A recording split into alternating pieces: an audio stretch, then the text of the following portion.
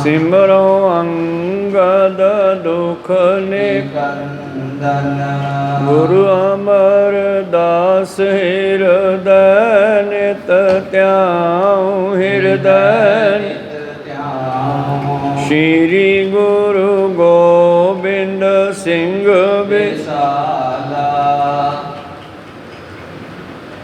गुरु नानक पद पंकज बंदन पंकज। सिमरो अंगद दुख निकंदन। गुरु अमरदास हृदय नित त्याऊं हृदय। श्री गुरु रामदास गुण। गुरु अर्जन विघ्नन के नाशक विघ्नन।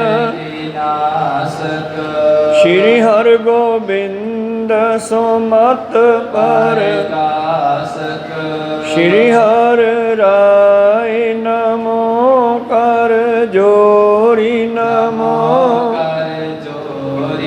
श्री हर कृष्ण मनाऊं। गुरु तेग बहादुर परम कृपाल परम। श्री गुरु गोबिंद सिंह विसाला।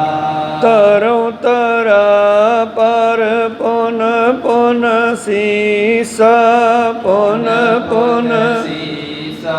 मंदो बार बार जगदीसा। एक ओंकार सतगुरु साध सच हुए।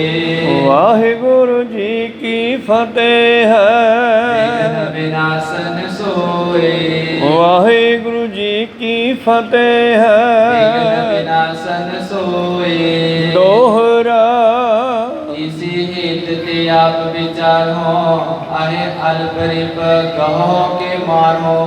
सुन कर देते तपे जगता। राज मानते बहुमत मत्ता। वाहिगुरु जी का खालसा वाहिगुरु जी की फतेह। आओ गुरु प्यारे गुरु सवारे सत्संगी जनो। ਰੋਜ਼ਾਨਾ ਦੀ ਤਰ੍ਹਾਂ ਪਾਤਸ਼ਾਹ ਜੀ ਕੀ ਅਪਾਰ ਕਿਰਪਾ ਬਖਸ਼ਿਸ਼ ਦਾ ਸਦਕਾ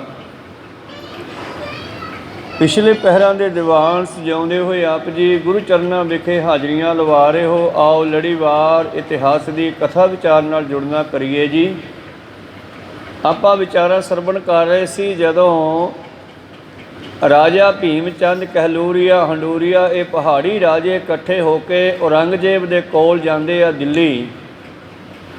ਅਤੇ ਉਸ ਨੂੰ ਜਾ ਕੇ ਸਤਿਗੁਰਾਂ ਦੇ ਖਿਲਾਫ ਭੜਕਾਉਂਦੇ ਹਨ ਅਤੇ ਕਹਿੰਦੇ ਹਨ ਜੀ ਸਾਨੂੰ ਬੜਾ ਤੰਗ ਕੀਤਾ ਹੋਇਆ, ਤਰਥੱਲੀ ਮਚਾਈ ਹੈ ਪਹਾੜੀ ਇਲਾਕੇ ਦੇ ਵਿੱਚ, ਸਾਡੇ ਨਾਲ ਬੜੇ ਜੰਗ ਹੋਏ, ਅਸੀਂ ਥੱਕ ਗਏ ਹਾਂ। ਹਾਲੇ ਦੁਸ਼ਮਣ ਛੋਟਾ ਹੈ ਜੀ, ਉਸਨੇ ਇਹਨੂੰ ਵੀ ਜ਼ਿਆਦਾ ਇੰਤਜ਼ਾਮ ਕਰ ਲਿਆ ਅਤੇ ਫਿਰ ਤੁਹਾਨੂੰ ਮਾਰਨਾ ਔਖਾ ਹੋ ਜਾਵੇਗਾ। ਅਤੇ ਜੇ ਤਕੜਾ ਹੋ ਗਿਆ ਤਾਂ ਤੁਹਾਡਾ ਦਿੱਲੀ ਦਾ ਤਖਤ ਵੀ ਖੋਹ ਸਕਦਾ ਹੈ। ਹੁਣੇ ਕੋਈ ਇੰਤਜ਼ਾਮ ਕਰੋ। ਕੱਲ੍ਹ ਆਪਾਂ ਸਰਵਣ ਕੀਤਾ ਕਥਾ ਦੇ ਵਿੱਚ ਕਿ ਇਹਨਾਂ ਨੇ ਬਹੁਤ ਸਾਰੀਆਂ ਵਧਾ ਘਟਾ ਕੇ ਗੱਲਾਂ ਵੀ ਲਾਈਆਂ, ਕੋਈ ਸੱਚੀਆਂ ਵੀ ਕਹੀਆਂ, ਜਿਵੇਂ ਪੈਂਡੇ ਖਾਨ ਨੂੰ ਮਾਰਨਾ, ਦੀਨਾ ਬੇਗ ਨੂੰ ਜ਼ਖਮੀ ਕਰਨਾ ਆਦਿ ਆਦਿ। ਇਹ ਸੁਣ ਕਰਕੇ ਔਰੰਗਜ਼ੇਬ ਕਹਿੰਦੇ ਗੁੱਸੇ 'ਚ ਆ ਗਿਆ ਅਤੇ ਗੁੱਸੇ 'ਚ ਆ ਕੇ ਫਿਰ ਕੀ ਫੈਸਲਾ ਕਰਦਾ, ਕੀ ਸਲਾਹ ਕਰਦਾ, ਕੀ ਹੁਕਮ ਦਿੰਦਾ ਹੈ ਆਪਣੀਆਂ ਫੌਜਾਂ ਵਜ਼ੀਰਾਂ ਮੰਤਰੀਆਂ ਨੂੰ, ਇਹ ਆਪਾਂ ਹੁਣ ਆਰੰਭ ਕਰਕੇ ਸਰਵਣ ਕਰਦੇ ਹਾਂ। ਉਸ ਤੋਂ ਪਹਿਲਾਂ ਆਪਣੀਆਂ ਅਤੇ ਦਾਸਾਂ ਦੀਆਂ ਗੁਰੂ ਚਰਨਾਂ ਵਿੱਚ ਲਵਾਓ ਹਾਜ਼ਰੀਆਂ।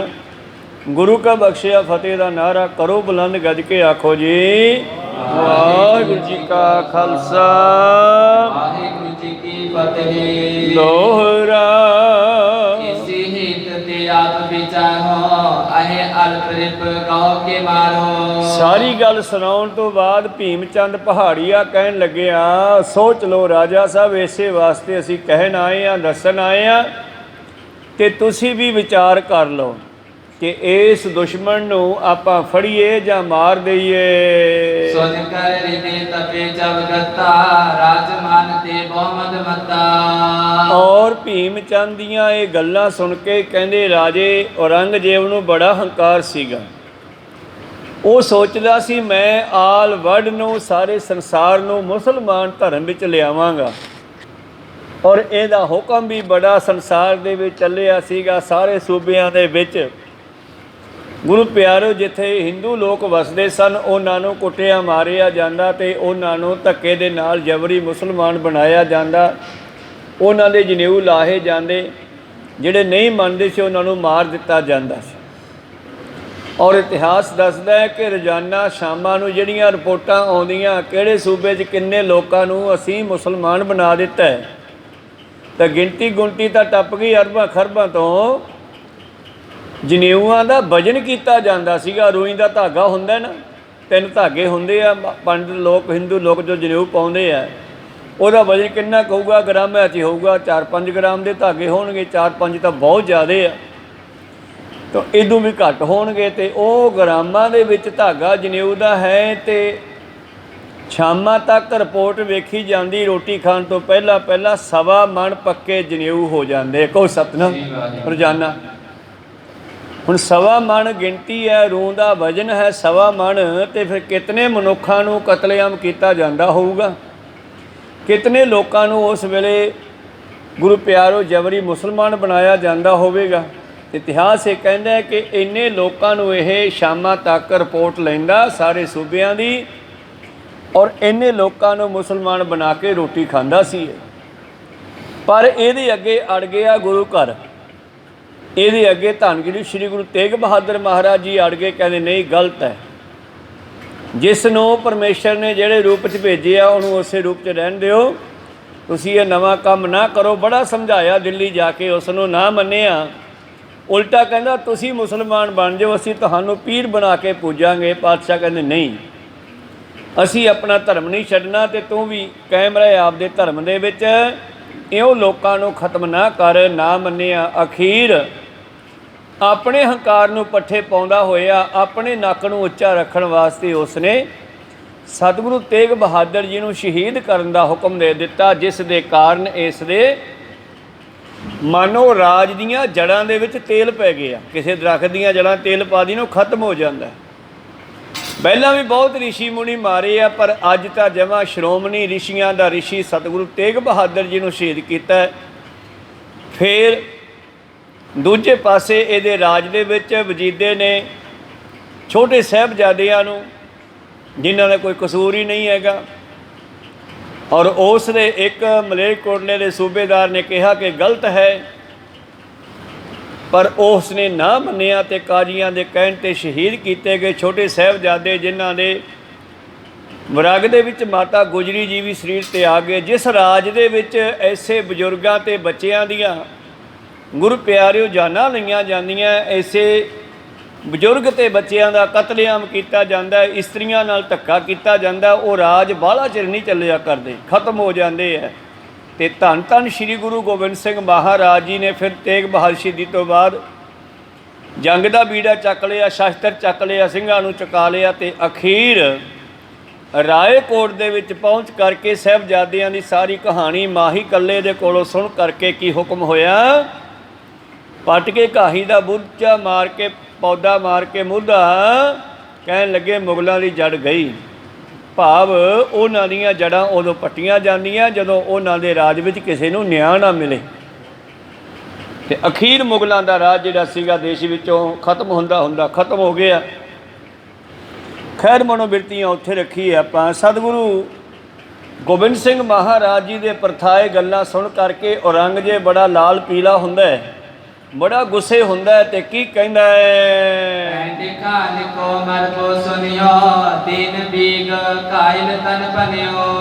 ਭੈਣ ਖਾਨ ਦਾ ਮਰਨਾ ਸੁਣ ਕੇ ਔਰ ਦੀਨ ਬੇਗ ਦਾ ਜ਼ਖਮੀ ਹੋਣਾ ਸੁਣ ਕੇ, ਆਏ ਦੇਸ਼ ਮੈਂ ਧੁੰਦ ਵਿਸਾਲਾ ਲੋਕ ਹਜ਼ਾਰਨ ਭੋਗੇ ਕਾਲਾ, ਔਰ ਜਿਸ ਨੇ ਸਾਰੇ ਦੇਸ਼ ਦੇ ਵਿੱਚ ਧੁੰਦ ਮਚਾਇਆ ਹੋਇਆ, ਭਾਵ ਲੜਾਈਆਂ ਵਿਢੀਆਂ ਹੋਈਆਂ, ਇਹ ਸਾਰੀਆਂ ਗੱਲਾਂ ਪਹਾੜੀਆਂ ਨੇ ਕੁਝ ਵਧਾ ਚੜਾ ਕੇ, ਕੁਝ ਸੱਚੀਆਂ, ਕੁਝ ਝੂਠੀਆਂ ਜਾ ਕੇ ਦੱਸਣੀਆਂ ਕੀਤੀਆਂ।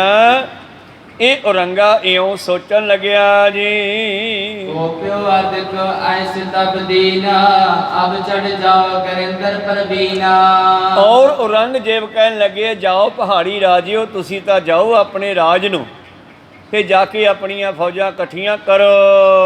ਲਸ਼ਕਰ ਬੜੋ ਬਟੋਰਨ ਕਰੋ, ਹੈ ਬਿਕਤਾਨ ਗੁਰੂ ਸੰਗ ਦਰੋ। ਤੁਸੀਂ ਆਪਣੇ ਪਹਾੜਾਂ ਦੀ ਫੌਜ ਇਕੱਠੀ ਕਰੋ ਤੇ ਮੈਂ ਵੀ ਇਧਰੋਂ ਫੌਜ ਭੇਜਦਾ।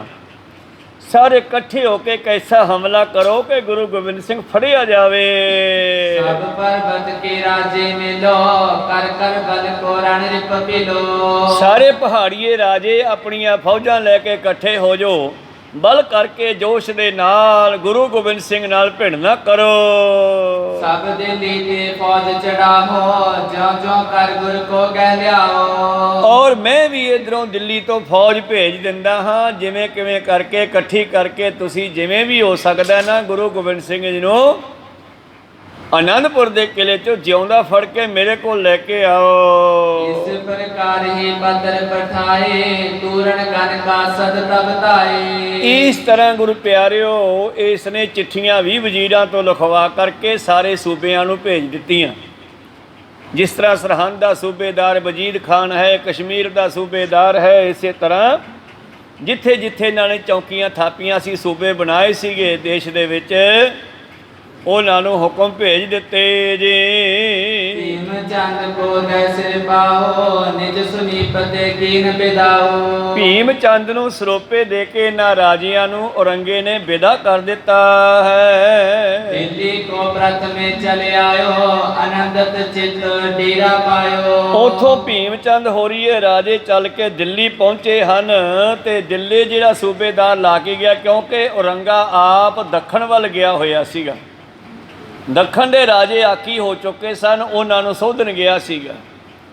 ਤੇ ਇਸ ਵੇਲੇ ਗੋਲਕੁੰਡੇ ਕਿਲਾ ਹੈ ਇੱਕ, ਉੱਥੇ ਰਹਿ ਰਿਹਾ ਸੀ। ਉੱਥੋਂ ਇਹ ਭੀਮ ਚੰਦ ਪਹਾੜੀਏ ਵਾਪਸ ਦਿੱਲੀ ਆਉਂਦੇ ਹਨ ਔਰ ਦਿੱਲੀ ਦਾ ਜੋ ਇਹਨੇ ਬੰਦਾ ਲਾਇਆ ਸੂਬੇਦਾਰ ਜਾਂ ਅਹਿਲਕਾਰ, ਉਹਨੂੰ ਮਿਲਦੇ ਹਨ। ਸੂਬੇ ਸੰਗ ਮਿਲਿਓ ਧਨ ਦੇ ਕੈ, ਸ਼ਾਹੋ ਮਿਲਣ ਬਿਰਤਾਤ ਬਤੇ ਕੈ। ਔਰ ਸੂਬੇਦਾਰ ਨੂੰ ਵੀ ਕੁਝ ਥੈਲੀਆਂ ਇਹਨਾਂ ਨੇ ਮਾਇਆ ਦੀਆਂ ਦੇਣੀਆਂ ਕੀਤੀਆਂ ਤੇ ਨਾਲ ਖੁਸ਼ੀ ਖੁਸ਼ੀ ਇਹ ਵੀ ਦੱਸਦੇ, ਅਸੀਂ ਰਾਜਾ ਸਾਹਿਬ ਨੂੰ ਮਿਲ ਆਏ। ਉਹਨਾਂ ਨੇ ਕਹਿੰਦੇ ਹੁਕਮ ਚਾੜ ਦਿੱਤੇ ਹਨ। ਸਕਲ ਹਕੀਕਤ ਕੈ ਸਮਝਾਈ, ਹਜ਼ਰਤ ਕੇ ਐਸੇ ਇਮ ਆਈ। ਔਰ ਆਪਦੇ ਮੂੰਹ ਨਾਲ ਵੀ ਦੱਸਦੇ ਆ ਕਿ ਰਾਜਾ ਸਾਹਿਬ ਦਾ ਇਹ ਹੁਕਮ ਹੋਇਆ ਹੈ। ਫਿਰ ਕੀ ਸੈਨਾ ਅਕਲ ਬਟੋਰੋ, ਭਰਾਤਾ ਬੰਦ ਸਮੂਹ ਨ ਹੋਰੋ। ਅਸੀਂ ਜਾਣੇ ਆ, ਅਸੀਂ ਆਪਣੇ ਸਾਰੇ ਰਿਸ਼ਤੇਦਾਰ, ਸਾਕ ਸੰਬੰਧੀ, ਭਰਾ ਰਾਜਿਆਂ ਦੀਆਂ ਜਿਹੜੀਆਂ ਫੌਜਾਂ ਹਨ, ਬਟੋਰਨਾ ਹੁੰਦਾ ਹੈ, ਇਕੱਠੀਆਂ ਕਰਦੇ ਹਾਂ। ਸਿਰੰਦ ਕੋ ਸੂਬਾ ਲੈ ਜਾਵੋ, ਨਾਪੁਰ ਕੋ ਨਿਜ ਸੰਗ ਚੜਾਵੋ। ਸਰਹੰਦ ਦੇ ਸਰੂਬੇ ਨੂੰ ਵੀ ਜਿਹੜਾ ਹੈ ਚਿੱਠੀ ਪਾ ਦਿੱਤੀ ਹੈ। ਲਾਹੌਰ ਦੇ ਸੂਬੇਦਾਰ ਨੂੰ ਵੀ ਹੁਕਮ ਦੇ ਦਿੱਤਾ ਹੈ, ਇਹਨਾਂ ਦੀਆਂ ਫੌਜਾਂ ਵੀ ਲੈ ਜਾਓ ਜੀ। ਇਮ ਸਭ ਦੇਸ਼ਨ ਕੇ ਦਲ ਚੜੈ, ਤੋ ਆਨੰਦਪੁਰ ਤੇ ਗੁਰ ਕਢੈ। ਇਸ ਤਰ੍ਹਾਂ ਜਦੋਂ ਅਸੀਂ ਸਾਰੀਆਂ ਲਸ਼ਕਰ ਫੌਜਾਂ ਇਕੱਠੀਆਂ ਹੋ ਕੇ ਚੜ੍ਹਾਈ ਕਰਾਂਗੇ ਤੇ ਗੁਰੂ ਗੋਬਿੰਦ ਸਿੰਘ ਨੂੰ ਆਨੰਦਪੁਰ ਚੋਂ ਕੱਢ ਦੇਵਾਂਗੇ। ਕਹਿੰਦੇ ਨਤ ਥੋਰੋ ਦਲ ਜੇ ਚੜ ਜਾਵੇ, ਮਾਰਤ ਨਰਤ ਤੁਫੰਗ ਬਜਾਵੇ। ਜੇ ਅਸੀਂ ਥੋੜੇ ਹੁੰਨੇ ਆ ਤੇ ਅਸੀਂ ਗੋਲੀਆਂ ਦੇ ਨਾਲ ਹੀ ਮਾਰੇ ਜਾਂਦੇ ਆ, ਖਤਮ ਹੋ ਜਾਂਦੇ ਹਾਂ। ਜਿਹੜੇ ਕਾਇਮ ਆਨੰਦਪੁਰ ਰਾਖੈ, ਅਰਿਓ ਰਹੇ ਸਭ ਸੋ ਮਨ ਮਾਖੈ। ਥੋੜੀ ਮੋਟੀ ਫੌਜ ਨੂੰ ਤਾਂ ਉਹ ਸਮਝਦਾ ਹੀ ਕੁਛ ਨਹੀਂਗਾ, ਗੋਲੀਆਂ ਮਾਰ ਮਾਰ ਕੇ ਖਤਮ ਕਰ ਦਿੰਦਾ ਤੇ ਆਪਣੇ ਆਨੰਦਪੁਰ ਦੇ ਕਿਲੇ ਵਿੱਚ ਅੜਿਆ ਹੋਇਆ ਹੈ। ਸੁਪਨੇ ਮੈਂ ਪੀ ਤਰਾਸਨ ਜਿਨ ਕੇ ਹਰ ਸਮਤਾ ਪਾਈਐ ਤਿਨ ਕੇ। ਔਰ ਕਹਿੰਦੀ ਉਹ ਤਾਂ ਸ਼ੇਰ ਵਰਗਾ ਨਹੀਂ, ਬੱਬਰ ਸ਼ੇਰ ਵਰਗਾ ਹੈ, ਸੁਪਨੇ ਵਿੱਚ ਵੀ ਜੰਗ ਤੋਂ ਡਰਦਾ ਨਹੀਂ। ਕਹਿੰਦੇ ਹੋਰੇ ਘਨੇ ਸ਼ਤਰੂ ਨੇ ਗਿਨੈ, ਸਨਮੁਖ ਪਹੁੰਚ ਕਿਰਪਾਨਣ ਮਾਣੈ। ਔਰ ਉਹ ਤਾਂ ਫੌਜ ਦੀ ਗਿਣਤੀ ਵੀ ਨਹੀਂ ਵੇਖਦੇ ਵੀ ਅਸੀਂ 500-700 ਹੈ, 1000 ਹੈ ਤੇ ਇਹ ਲੱਖਾਂ ਦੀ ਗਿਣਤੀ ਚ ਗਿਣਤੀ ਨਹੀਂ ਕਰਦੇ, ਬਸ ਲੱਗ ਹੀ ਜਾਂਦੇ ਆ ਵੱਢਣ। ਕਿਸੇ ਹਿੱਤ ਤੇ ਲਸ਼ਕਰ ਕਨੇ, ਪਹੁੰਚ ਲਰੇ ਪਕਰੇ ਕਹਿਨੇ। ਤਾਂ ਦੀ ਅਸੀਂ ਇਹ ਸਲਾਹ ਕੀਤੀ ਸੀ ਵੀ ਥੋੜੀ ਮੋਟੀ ਫੌਜ ਨੂੰ ਤਾਂ ਉਹ ਖਤਮ ਕਰ ਦਿੰਦੇ ਆ ਜਲਦੀ, ਕਿਉਂ ਨਾ ਵੱਡਾ ਲਸ਼ਕਰ ਇਕੱਠਾ ਕਰਕੇ ਲੱਖਾਂ ਦੀ ਗਿਣਤੀ ਵਿੱਚ ਫੌਜ ਇਕੱਠੀ ਕਰਕੇ ਹਮਲਾ ਕਰੀਏ ਜੀ। ਸੁਣ ਸੂਬੇ ਗਿਰਪਤ ਤੇ ਸਭੈ ਸਭ ਕਾਰਨ ਕੋ ਬੂਝੋ ਦਬੈ। ਤੋ ਇਹ ਸੂਬੇਦਾਰ ਨੇ ਜਿਸ ਨੂੰ ਦਿੱਲੀ ਵਿੱਚ ਲਾ ਕੇ ਗਿਆ ਔਰੰਗਜ਼ੇਬ, ਉਹਨੇ ਸਾਰਾ ਕੁਝ ਪੁੱਛਣਾ ਕੀਤਾ ਜੀ। ਕੌਣ ਜਾਤ ਕੇ ਭਟ ਤੈ ਪਾਸਾ ਜਿਸ ਤੇ ਅਸ ਤੁਮ ਤਰਾਸ ਪ੍ਰਕਾਸ਼ਾ। ਨਾਲੇ ਪੁੱਛਦਾ ਜਿਹੜੀ ਉਹਦੇ ਕੋਲੇ ਭੱਟ ਮਤਲਬ ਫੌਜੀ ਹਨ ਕਿਹੜੀ ਜਾਤ ਦੇ ਆ, ਉਹ ਇੰਨੇ ਕਿੰਨੇ ਕੁ ਤਕੜੇ ਆ, ਤੁਸੀਂ ਇੰਨੇ ਡਰੇ ਹੋਏ ਹੋ ਪਹਾੜੀਆਂ ਨੂੰ ਪੁੱਛਦਾ ਹੈ। ਬਿਨਤੀ ਵਿਕੇ ਚਮਕੋ ਕੀਤੀ ਡਰੇ ਨਿਕਸ ਤੁਮ ਭਾਖੋ ਤੇਤੀ। ਜਿਵੇਂ ਤੁਸੀਂ ਕਹਿੰਦੇ ਹੋ ਜੀ ਉਹ ਤਾਂ ਕਿਲੇ ਵਿੱਚੋਂ ਨਿਕਲ ਕੇ ਲੜਨ ਲੱਗ ਜਾਂਦੇ ਆ, ਗਿਣਤੀ ਵਿੱਚ ਕਿੰਨੀ ਕੁ ਫੌਜ ਆ ਉਹਨਾਂ ਕੋਲੇ, ਤੁਸੀਂ ਤਾਂ ਬਹੁਤੇ ਹੀ ਡਰੇ ਹੋਏ ਲੱਗਦੇ ਹੋ। ਤੇ ਵਾਕਿਆ ਡਰੇ ਵੀ ਹੈ। ਪਹਿਲਾ ਜੰਗ ਭੰਗਾਣੀ ਦਾ ਹੋਇਆ, ਉਸ ਤੋਂ ਬਾਅਦ ਫਿਰ ਕਈ ਜੰਗ ਇਹਨਾਂ ਨਾਲ ਹੋਏ ਛੋਟੇ ਵੱਡੇ, ਡਰੇ ਹੋਏ ਆ। ਤੇ ਦਿੱਲੀ ਦਾ ਸੂਬੇਦਾਰ ਪੁੱਛਦਾ ਉਹ ਕਿੰਨੀ ਕੁ ਫੌਜ ਰੱਖਦਾ ਹੈ। ਆਪ ਗੁਰੂ ਕਿਆ ਅਯੁੱਧ ਧਾਰੈ ਕਿਸ ਪ੍ਰਕਾਰ ਕਰ ਬਹੁ ਨਰ ਮਾਰੈ। ਕੀ ਆਪ ਵੀ ਸ਼ਸਤਰ ਧਾਰੀ ਹੈ, ਉਹ ਆਪ ਵੀ ਸ਼ਸਤਰ ਚਲਾਉਣ ਜਾਣਦਾ ਹੈ, ਤੁਸੀਂ ਕਹਿੰਦੇ ਹੋ ਇੰਨੇ ਲੋਕਾਂ ਨੂੰ ਮਾਰ ਦਿੰਦੇ ਆ। ਕੈਸੇ ਦੁਰਗਮ ਵਾਸੀ ਪਾਏ ਕੌਣ ਦੇਸ਼ ਕੋ ਰਾਜ ਕਮਾਏ। ਉਹ ਕਿਹੜੇ ਦੇਸ਼ ਦਾ ਰਾਜਾ ਹੈ। ਮਵਾਸੀ ਹੁੰਦੇ ਆ ਤਕੜੇ, ਜਿਵੇਂ ਆਹ ਕਿਲਾ ਬਹੁਤ ਤਕੜਾ ਹੈ, ਜੇ ਬਾਹਰੋਂ ਕੋਈ ਇਹਨੂੰ ਤੋੜਨਾ ਚਾਹੇ ਤੇ ਕੰਧਾਂ ਦੇ ਤੋੜ ਕੇ ਅੰਦਰ ਨਹੀਂ ਆ ਸਕਦੇ, ਇੰਨਾ ਚੌੜਾ ਇਹ ਬਣਾਇਆ ਮਿੱਟੀ ਭਰ ਕੇ। ਮਵਾਸੀ ਹੁੰਦਾ ਆਕੀ ਕਿਲਾ ਜਿਹੜਾ ਕਿਸੇ ਤੋਂ ਜਿੱਤਿਆ ਨਾ ਜਾ ਸਕੇ। ਤਾਂ ਪੁੱਛਦਾ ਸੂਬੇਦਾਰ ਇਹੋ ਜਿਹੇ ਕਿੰਨੇ ਕੁ ਉਹਨਾਂ ਨੇ ਕਿਲੇ ਬਣਾਏ ਆ ਆਕੀ ਜਿਨ੍ਹਾਂ ਦੇ ਵਿੱਚ ਵੜਿਆ ਨਹੀਂ ਜਾ ਸਕਦਾ, ਅਤੇ ਕਿਹੜੇ ਦੇਸ਼ ਦਾ ਉਹ ਰਾਜਾ ਹੈ ਜਿੱਥੋਂ ਉਹਨੂੰ ਮਾਇਆ ਪ੍ਰਾਪਤ ਹੁੰਦੀ ਹੈ। ਹਾਲਾ ਮਾਮਲਾ ਕਿੱਥੋਂ ਆਉਂਦਾ ਉਹਦੇ ਕੋਲ ਇੰਨਾ। ਸਭ ਸਮਾਜ ਤਿਸ ਕਰਿਓ ਬਤਾਵੋ ਕਿਮ ਜੋਰਾ ਬਰ ਬਹੁ ਠਹਿਰਾਵੋ। ਸਾਰਾ ਉਹਦੇ ਬਾਰੇ ਸਾਨੂੰ ਦੱਸਣਾ ਕਰੋ, ਜਿਵੇਂ ਤੁਸੀਂ ਦੱਸਦੇ ਹੋ ਫਿਰ ਤਾਂ ਬੜਾ ਤਾਕਤਵਰ ਹੋਵੇਗਾ, ਜੋਰਾਵਰ ਹੋਵੇਗਾ। ਸੁਣ ਕਰ ਭੀਮ ਚੰਦ ਕਰ ਬੰਦ ਭਾਖਿਓ ਸਕਲ ਪ੍ਰਸੰਗ ਬਿਲੰਦ। ਤੋ ਭੀਮ ਚੰਦ ਰਾਜਾ ਪਹਾੜੀਆਂ ਕਹਿਣ ਲੱਗਿਆ ਸਾਰੀ ਗੱਲ। ਫਿਰ ਪਟਨੇ ਨਗਰ ਜਨਮ ਗੁਰ ਪਾਏ ਪੂਰਬ ਤੇ ਪੂਰਬ ਹਿਤ ਆਏ। ਕਹਿਣ ਲੱਗੇ ਉਹਨਾਂ ਦਾ ਜਨਮ ਜਿਹੜਾ ਹੈ ਪਟਨੇ ਵਿੱਚ ਹੋਇਆ ਸੀ, ਪੂਰਬ ਭਾਵ ਚੜ੍ਹਦੇ ਵਾਲਾ ਪਾਸਾ। ਇਹ ਸਭ ਤੋਂ ਪਹਿਲਾਂ ਪਹਾੜੀ ਇਲਾਕੇ ਦੇ ਵਿੱਚ ਆਉਣ ਤੋਂ ਪਹਿਲਾਂ ਪਟਨੇ ਵੱਲ ਚੜ੍ਹਦੇ ਵੱਲ ਰਹਿੰਦੇ ਸੀ। ਮੈਂ ਪੂਰਬੀਆ ਪੂਰਬ ਦੇਸ਼ ਕਾ ਪੂਰਬੀਆ ਹਮਾਰਾ ਨਾਉ। ਦੂਸਰਾ ਅਰਥ ਜਿਹੜੇ ਚੜ੍ਹਦੇ ਵੱਲ ਰਹਿੰਦੇ ਆ ਇਹ ਪੂਰਬ ਦੇ ਇਲਾਕੇ ਨੂੰ ਬਈਆਂ ਨੂੰ ਵੀ ਪੂਰਬੀਏ ਕਹਿ ਦਿੰਦੇ ਨੇ। ਤੋ ਇਸ ਤਰ੍ਹਾਂ ਕਹਿੰਦੇ ਪੂਰਬ ਦੇ ਇਲਾਕੇ ਦਾ, ਪੂਰਬ ਦੇ ਵੱਲੋਂ ਆਏ ਹਨ। ਆਪਨ ਸਥਾਨ ਜਾਣ ਕਰ ਵਾਸੇ ਬਾਲਕ ਬੈ ਮੈਂ ਬਲ ਨੈ ਪਾਸੇ। ਔਰ ਇਹ ਆਨੰਦਪੁਰ ਨੂੰ ਆਪਣਾ ਘਰ ਜਾਣ ਕੇ ਉੱਥੇ ਆ ਕੇ ਬਸੇ। ਬਚਪਨ ਵਿੱਚ ਇੰਨੀ ਤਾਕਤ ਨਹੀਂ ਸੀ ਲੱਗਦੀ ਇਹਨਾਂ 'ਚ। ਸ਼ਾਂਤ ਸੁਭਾਵ ਪਿਤਾ ਇਨ ਕੇਰੋ ਮਾਨੇ ਗੁਰ ਕਰ ਸਿੱਖ ਕਨੇਰੋ। ਉਹ ਜਿਹੜਾ ਨਗਰ ਇਹਨਾਂ ਨੇ ਵਸਾਇਆ ਆਨੰਦਪੁਰ ਸਾਹਿਬ, ਉਹ ਇਹਨਾਂ ਦੇ ਪਿਤਾ ਨੇ ਵਸਾਇਆ। ਬੜੇ ਸ਼ਾਂਤ ਸੁਭਾਅ ਦੇ ਸੀਗੇ ਉਹ। ਇਨਕੇ ਸਾਮਨ ਕੋ ਹਮ ਜਾਣਾ ਦੀਨ ਬਸਨ ਆਨੰਦਪੁਰ ਥਾਨਾ। ਔਰ ਸੋਚਿਆ ਵੀ ਚੱਲ ਆਪਦੇ ਪਿਤਾ ਵਰਗਾ ਹੀ ਹੋਣਾ ਸ਼ਾਂਤ ਸੁਭਾਅ ਦਾ, ਤੇ ਸ਼ਾਂਤ ਸੁਭਾਅ ਨੂੰ ਕਿਹੜਾ ਟਿਕਣ ਦਿੰਦੇ ਆ ਫਿਰ ਇਹ ਰਾਜੇ। ਇਹਨਾਂ ਨੇ ਆਪਦੀ ਚਲਾਉਣੀ ਹੈ, ਇਸ ਕਰਕੇ ਸ਼ਾਂਤ ਸੁਭਾਅ ਵਾਲਿਆਂ ਨੂੰ ਵੀ ਇਹ ਗਰਮ ਕਰ ਲੈਂਦੇ ਆਪਦੀ ਮਰਜ਼ੀ ਨਾਲ ਹੀ। ਆ ਕਿਸਾਨ ਸ਼ਾਂਤ ਸੁਭਾਅ ਬੈਠੇ ਆ, ਹੁਣ ਜੇ ਕੋਈ ਜਾ ਕੇ ਉਹਨਾਂ ਦੇ ਡਾਂਗਾ ਮਾਰਨ ਲੱਗ ਜੇ ਫਿਰ ਉਹ ਸ਼ਾਂਤ ਕਿਵੇਂ ਰਹਿਣਗੇ। ਕੋਈ ਸਤਨਾਮ।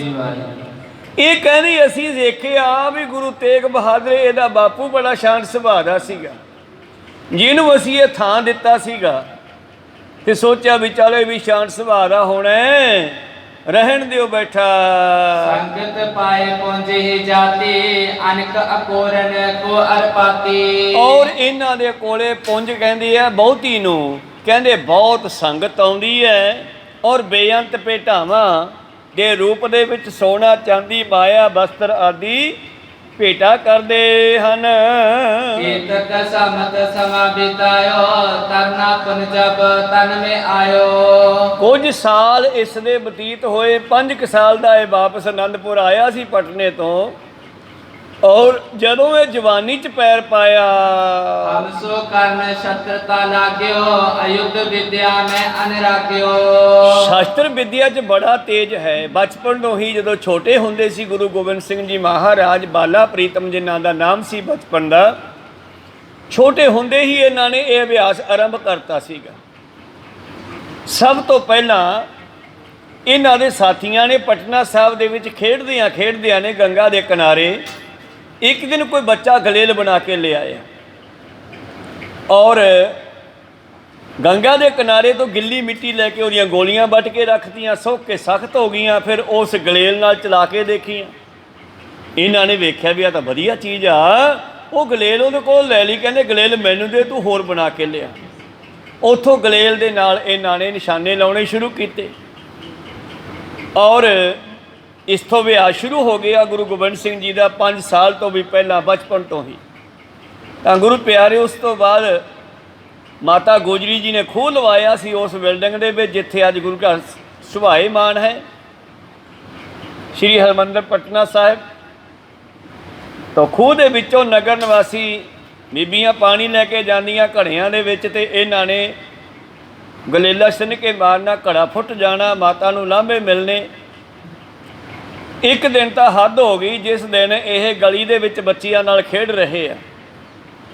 ਪਟਨੇ ਦੇ ਇਲਾਕੇ ਦਾ ਜਿਹੜਾ ਸੂਬੇਦਾਰ ਸੀ ਨਾ, ਉਹ ਹਾਥੀ ਉੱਤੇ ਬੈਠ ਕੇ ਕਿਧਰੇ ਜਾ ਰਿਹਾ ਸੀਗਾ ਗਲੀ ਵਿੱਚ ਦੀ।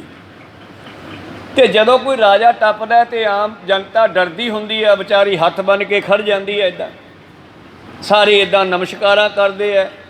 ਹਾਥੀ ਦੀਆਂ ਘੰਟੀਆਂ ਵੱਜਦੀਆਂ, ਰੌਲਾ ਪੈਂਦਾ ਜਾ ਰਿਹਾ। ਮੂਹਰੇ ਜਿਹੜੇ ਸਿਪਾਹੀ ਆ ਉਹ ਵੀ ਕਹਿੰਦੇ ਪਾਸੇ ਹੋ ਜਾਓ, ਪਾਸੇ ਹੋ ਜਾਓ। ਇਹਨਾਂ ਬੱਚਿਆਂ ਨੇ ਜਦ ਖੇਡਦਿਆਂ ਵੇਖਿਆ, ਸਤਿਗੁਰੂ ਗੋਬਿੰਦ ਸਿੰਘ ਜੀ ਆਪਣੇ ਸਾਥੀਆਂ ਨੂੰ ਕਹਿਣ ਲੱਗੇ, ਓਏ ਆਪਾਂ ਸਲਾਮ ਨਹੀਂ ਕਰਨੀ। ਬੱਚਿਆਂ ਨੂੰ ਕਹਿੰਦੇ ਆਪਾਂ ਨਹੀਂ ਇੱਦਾਂ ਕਰਨਾ, ਝੁੱਕ ਕੇ। ਕਹਿੰਦੇ ਜੀ ਠੀਕ ਆ, ਫਿਰ ਆਪਾਂ ਹੀ ਕਰਨਾ ਹੈ। ਕਹਿੰਦੇ ਆਪਾਂ ਇਹਦਾ ਮੂੰਹ ਚੜਾਉਣਾ। ਠੀਕ ਆ ਜੀ। ਬੱਚਿਆਂ ਨੇ ਮੂੰਹ ਚੜਾਉਣਾ ਸ਼ੁਰੂ ਕੀਤਾ ਤੇ ਇਹਨਾਂ ਨੇ ਸਿੰਨਿਆ ਗਲੇਲਾ, ਇੱਕ ਤਾਂ ਉਹਦੀ ਪੜਪੜੀ ਜਾ ਮਾਰਿਆ। ਕਹੋ ਸਤਨਾਮ। ਉੱਤੇ ਬੈਠਾ ਸੀ ਹਾਥੀ ਦੇ। ਰੌਲਾ ਪੈ ਗਿਆ, ਫੜੋ ਫੜੋ ਫੜੋ ਫੜੋ, ਕੌਣ ਆ ਇਹ? ਉਹਦੇ ਇੱਥੇ ਲਹੂ ਨਿਕਲਣ ਲੱਗਿਆ। ਉਹ ਕਹਿੰਦੇ ਛੱਡੋ ਜੀ, ਬੱਚੀ ਆ, ਖੇਡਦੇ ਫਿਰਦੇ ਸੀ, ਵੱਜ ਗਏ, ਪਰ ਮਾਰਿਆ ਜਾਣ ਕੇ ਹੀ ਸੀ। ਕਹੋ ਸਤਨਾਮ। ਸ਼ੁਰੂਆਤ ਕੀਤੀ ਸੀ ਜੰਗ ਦੀ ਇੱਥੋਂ। ਉਸ ਤੋਂ ਬਾਅਦ ਪਾਤਸ਼ਾਹ ਨੇ ਫਿਰ ਤੀਰ ਕਮਾਨ ਤਿਆਰ ਕਰ ਲਿਆ। ਉਸ ਤੋਂ ਬਾਅਦ ਫਿਰ ਹਰ ਤਰ੍ਹਾਂ ਦੇ ਅਭਿਆਸ। ਇਹਨਾਂ ਦਾ ਬਚਪਨ ਦਾ ਇੰਨਾ ਅਭਿਆਸ ਸੀਗਾ ਕਿ ਉਹਨਾਂ ਨੇ ਪੈਂਡੇ ਖਾਨ ਨੂੰ ਮਾਰਨ ਵਾਸਤੇ ਉਹਦੇ ਕੰਨ ਦੀ ਮੋਰੀ ਦਾ ਨਿਸ਼ਾਨਾ ਰੱਖਿਆ ਸੀਗਾ। ਗੁਰੂ ਗੋਬਿੰਦ ਸਿੰਘ ਜੀ ਨੇ ਪੈਂਡੇ ਖਾਨ ਦਾ ਸਾਰਾ ਸਰੀਰ ਲੋਹੇ ਦੀ ਜਿਰਾ ਦੇ ਨਾਲ ਢਕਿਆ ਹੋਇਆ ਸੀ, ਬੁਲਟ ਪ੍ਰੂਫ ਜਾਕਟ ਨਾਲ, ਜਾਲੀ ਦੀ ਹੁੰਦੀ ਆ। ਤੇ ਕੰਨ ਕੋਲੋਂ ਜਿਹੜੀ ਕੰਨ ਦੀ ਮੋਰੀ ਦਿਖਾਈ ਦਿੰਦੀ ਸੀ ਕੇਵਲ। ਤੇ ਪਾਤਸ਼ਾਹ ਜੀ ਨੇ ਉਸ ਕੰਨ ਦੀ ਮੋਰੀ ਦਾ ਨਿਸ਼ਾਨਾ ਧਰ ਕੇ ਜਦ ਛੱਡਿਆ ਤੀਰ, ਤੇ ਕੰਨ ਦੀ ਮੋਰੀ ਵਿੱਚੋਂ ਵੱਜ ਕੇ ਦੂਜੇ ਪਾਸੇ ਨਿਕਲਿਆ। ਕਹੋ ਸਤਨਾਮ। ਇੰਨਾ ਪੱਕਾ ਨਿਸ਼ਾਨਾ ਸੀਗਾ। ਅਰਜਨ ਪਾਂਡੂ ਦਾ ਕੀ ਨਿਸ਼ਾਨਾ ਹੋਵੇਗਾ, ਪਾਤਸ਼ਾਹ ਦੇ ਨਿਸ਼ਾਨੇ ਬੜੇ ਪੱਕੇ ਸੀ। ਕਹਿੰਦੇ ਇਹ ਬਚਪਨ ਤੋਂ ਹੀ ਜਦੋਂ ਜਵਾਨੀ ਵਿੱਚ ਆਇਆ, ਉਦੋਂ ਤੋਂ ਸਾਡੇ ਨਾਲ ਇਸ ਨੇ ਜਿਹੜਾ ਹੈ ਸ਼ਤਰਤਾ, ਦੁਸ਼ਮਣੀ ਸ਼ੁਰੂ ਕਰ ਲਈ ਹੈ। ਸ਼ਾਸਤਰ ਵਿਦਿਆ ਵਿੱਚ ਬੜਾ ਤੇਜ਼ ਹੈ। ਇੱਕ ਬਾਰ ਹਮ ਤਵੇ ਨਿਕਾਸਾ, ਆਨ ਕਰਿਓ ਜਮਨਾ ਤਟ ਬਾਸਾ। ਇੱਕ ਵਾਰੀ ਪਹਿਲਾਂ ਵੀ ਕਰਤਾ ਸੀ ਅਸੀਂ। ਉਦੋਂ ਇਹ ਜਾ ਕੇ ਅਨੰਦਪੁਰ ਚੋਂ ਨਿਕਲ ਕੇ ਜਮਨਾ ਦੇ ਕਿਨਾਰੇ ਵਸ ਗਿਆ ਸੀ, ਜਿਸ ਨੂੰ ਅਸੀਂ ਪੌਂਟਾ ਸਾਹਿਬ ਕਹਿੰਦੇ ਹਾਂ। ਅਸਲ ਵਿੱਚ ਇਹਨਾਂ ਨੇ ਨਹੀਂ ਸੀ ਕੱਢਿਆ। ਪੌਂਟਾ ਸਾਹਿਬ ਦਾ ਜਿਹੜਾ ਰਾਜਾ ਸੀ, ਉਸ ਨਾਹਨ ਦਾ ਰਾਜਾ ਸੀ। ਨਾਹਨ ਇਲਾਕਾ ਹੈ, ਨਾਹਨ ਦੇ ਵਿੱਚ ਗੁਰਦੁਆਰਾ ਪੌਂਟਾ ਸਾਹਿਬ ਹੈ। ਉਹ ਨਾਹਨ ਦੇ ਰਾਜੇ ਨੇ ਬੇਨਤੀ ਕੀਤੀ ਸੀ, ਮਾਰੇ ਇੱਥੇ ਤੁਹਾਡੀ ਲੜਾਈ ਰਹਿੰਦੀ ਹੈ ਇਹਨਾਂ ਦੇ ਨਾਲ, ਤੁਸੀਂ ਮੇਰੇ ਦੇਸ਼ ਵਿੱਚ ਆਓ, ਆਪਾਂ ਉੱਥੇ ਤੁਹਾਡੀ ਰਿਹਾਇਸ਼ ਦਾ ਇੰਤਜ਼ਾਮ ਕਰ ਦਿਆਂਗੇ। ਤੇ ਪਾਤਸ਼ਾਹ ਬਾਕੀ ਪਰਿਵਾਰ ਨੂੰ ਛੱਡ ਕੇ ਤੇ ਕੋਈ ਸਿੰਘਾਂ ਨੂੰ ਲੈ ਕੇ ਉੱਥੇ ਚਲੇ ਗਏ।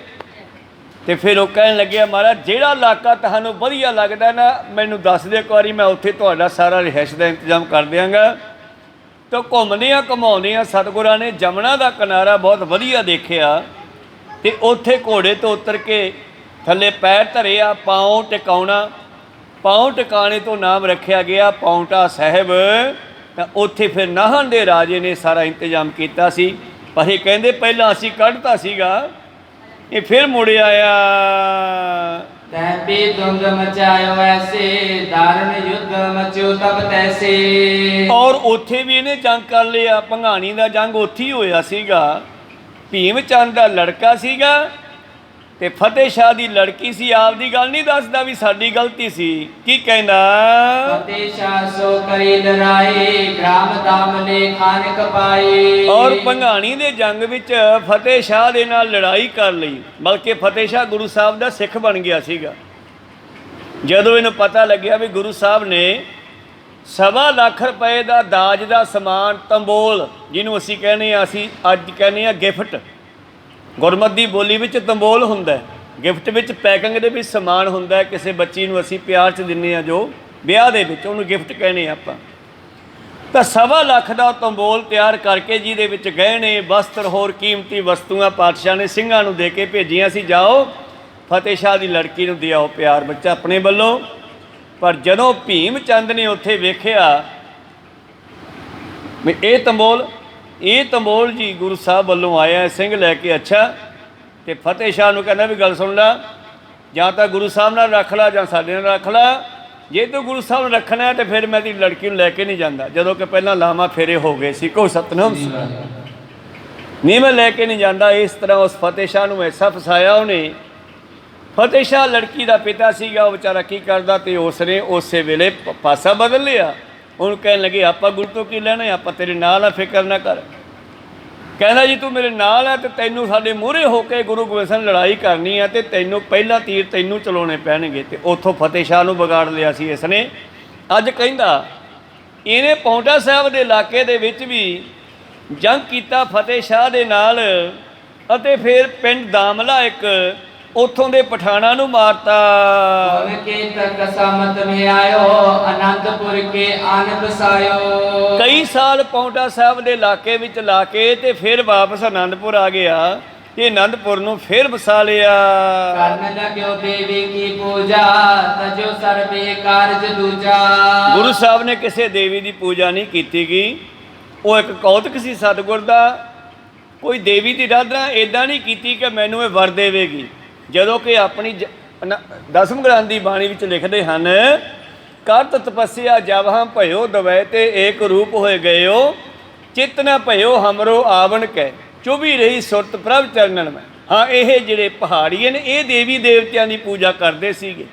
ਇਹਨਾਂ ਲੱਗਦਾ ਕਿ ਸ਼ਾਇਦ ਗੁਰੂ ਗੋਬਿੰਦ ਸਿੰਘ ਨੇ ਕਿਸੇ ਦੇਵੀ ਤੋਂ ਵਰ ਲਿਆ ਹੈ, ਪਰ ਅਸਲ ਵਿੱਚ ਉਹਨਾਂ ਦਾ ਪਾਇਆ ਹੋਇਆ ਵਹਿਮ ਜੋ ਸਿੱਖ ਸੰਗਤਾਂ ਵਿੱਚ ਪਾਉਂਦੇ ਸੀ, ਬਈ ਦੇਵੀ ਨੂੰ ਪ੍ਰਗਟ ਕਰ ਲਓ ਤੁਹਾਡੀ ਮਦਦ ਕਰੇਗੀ।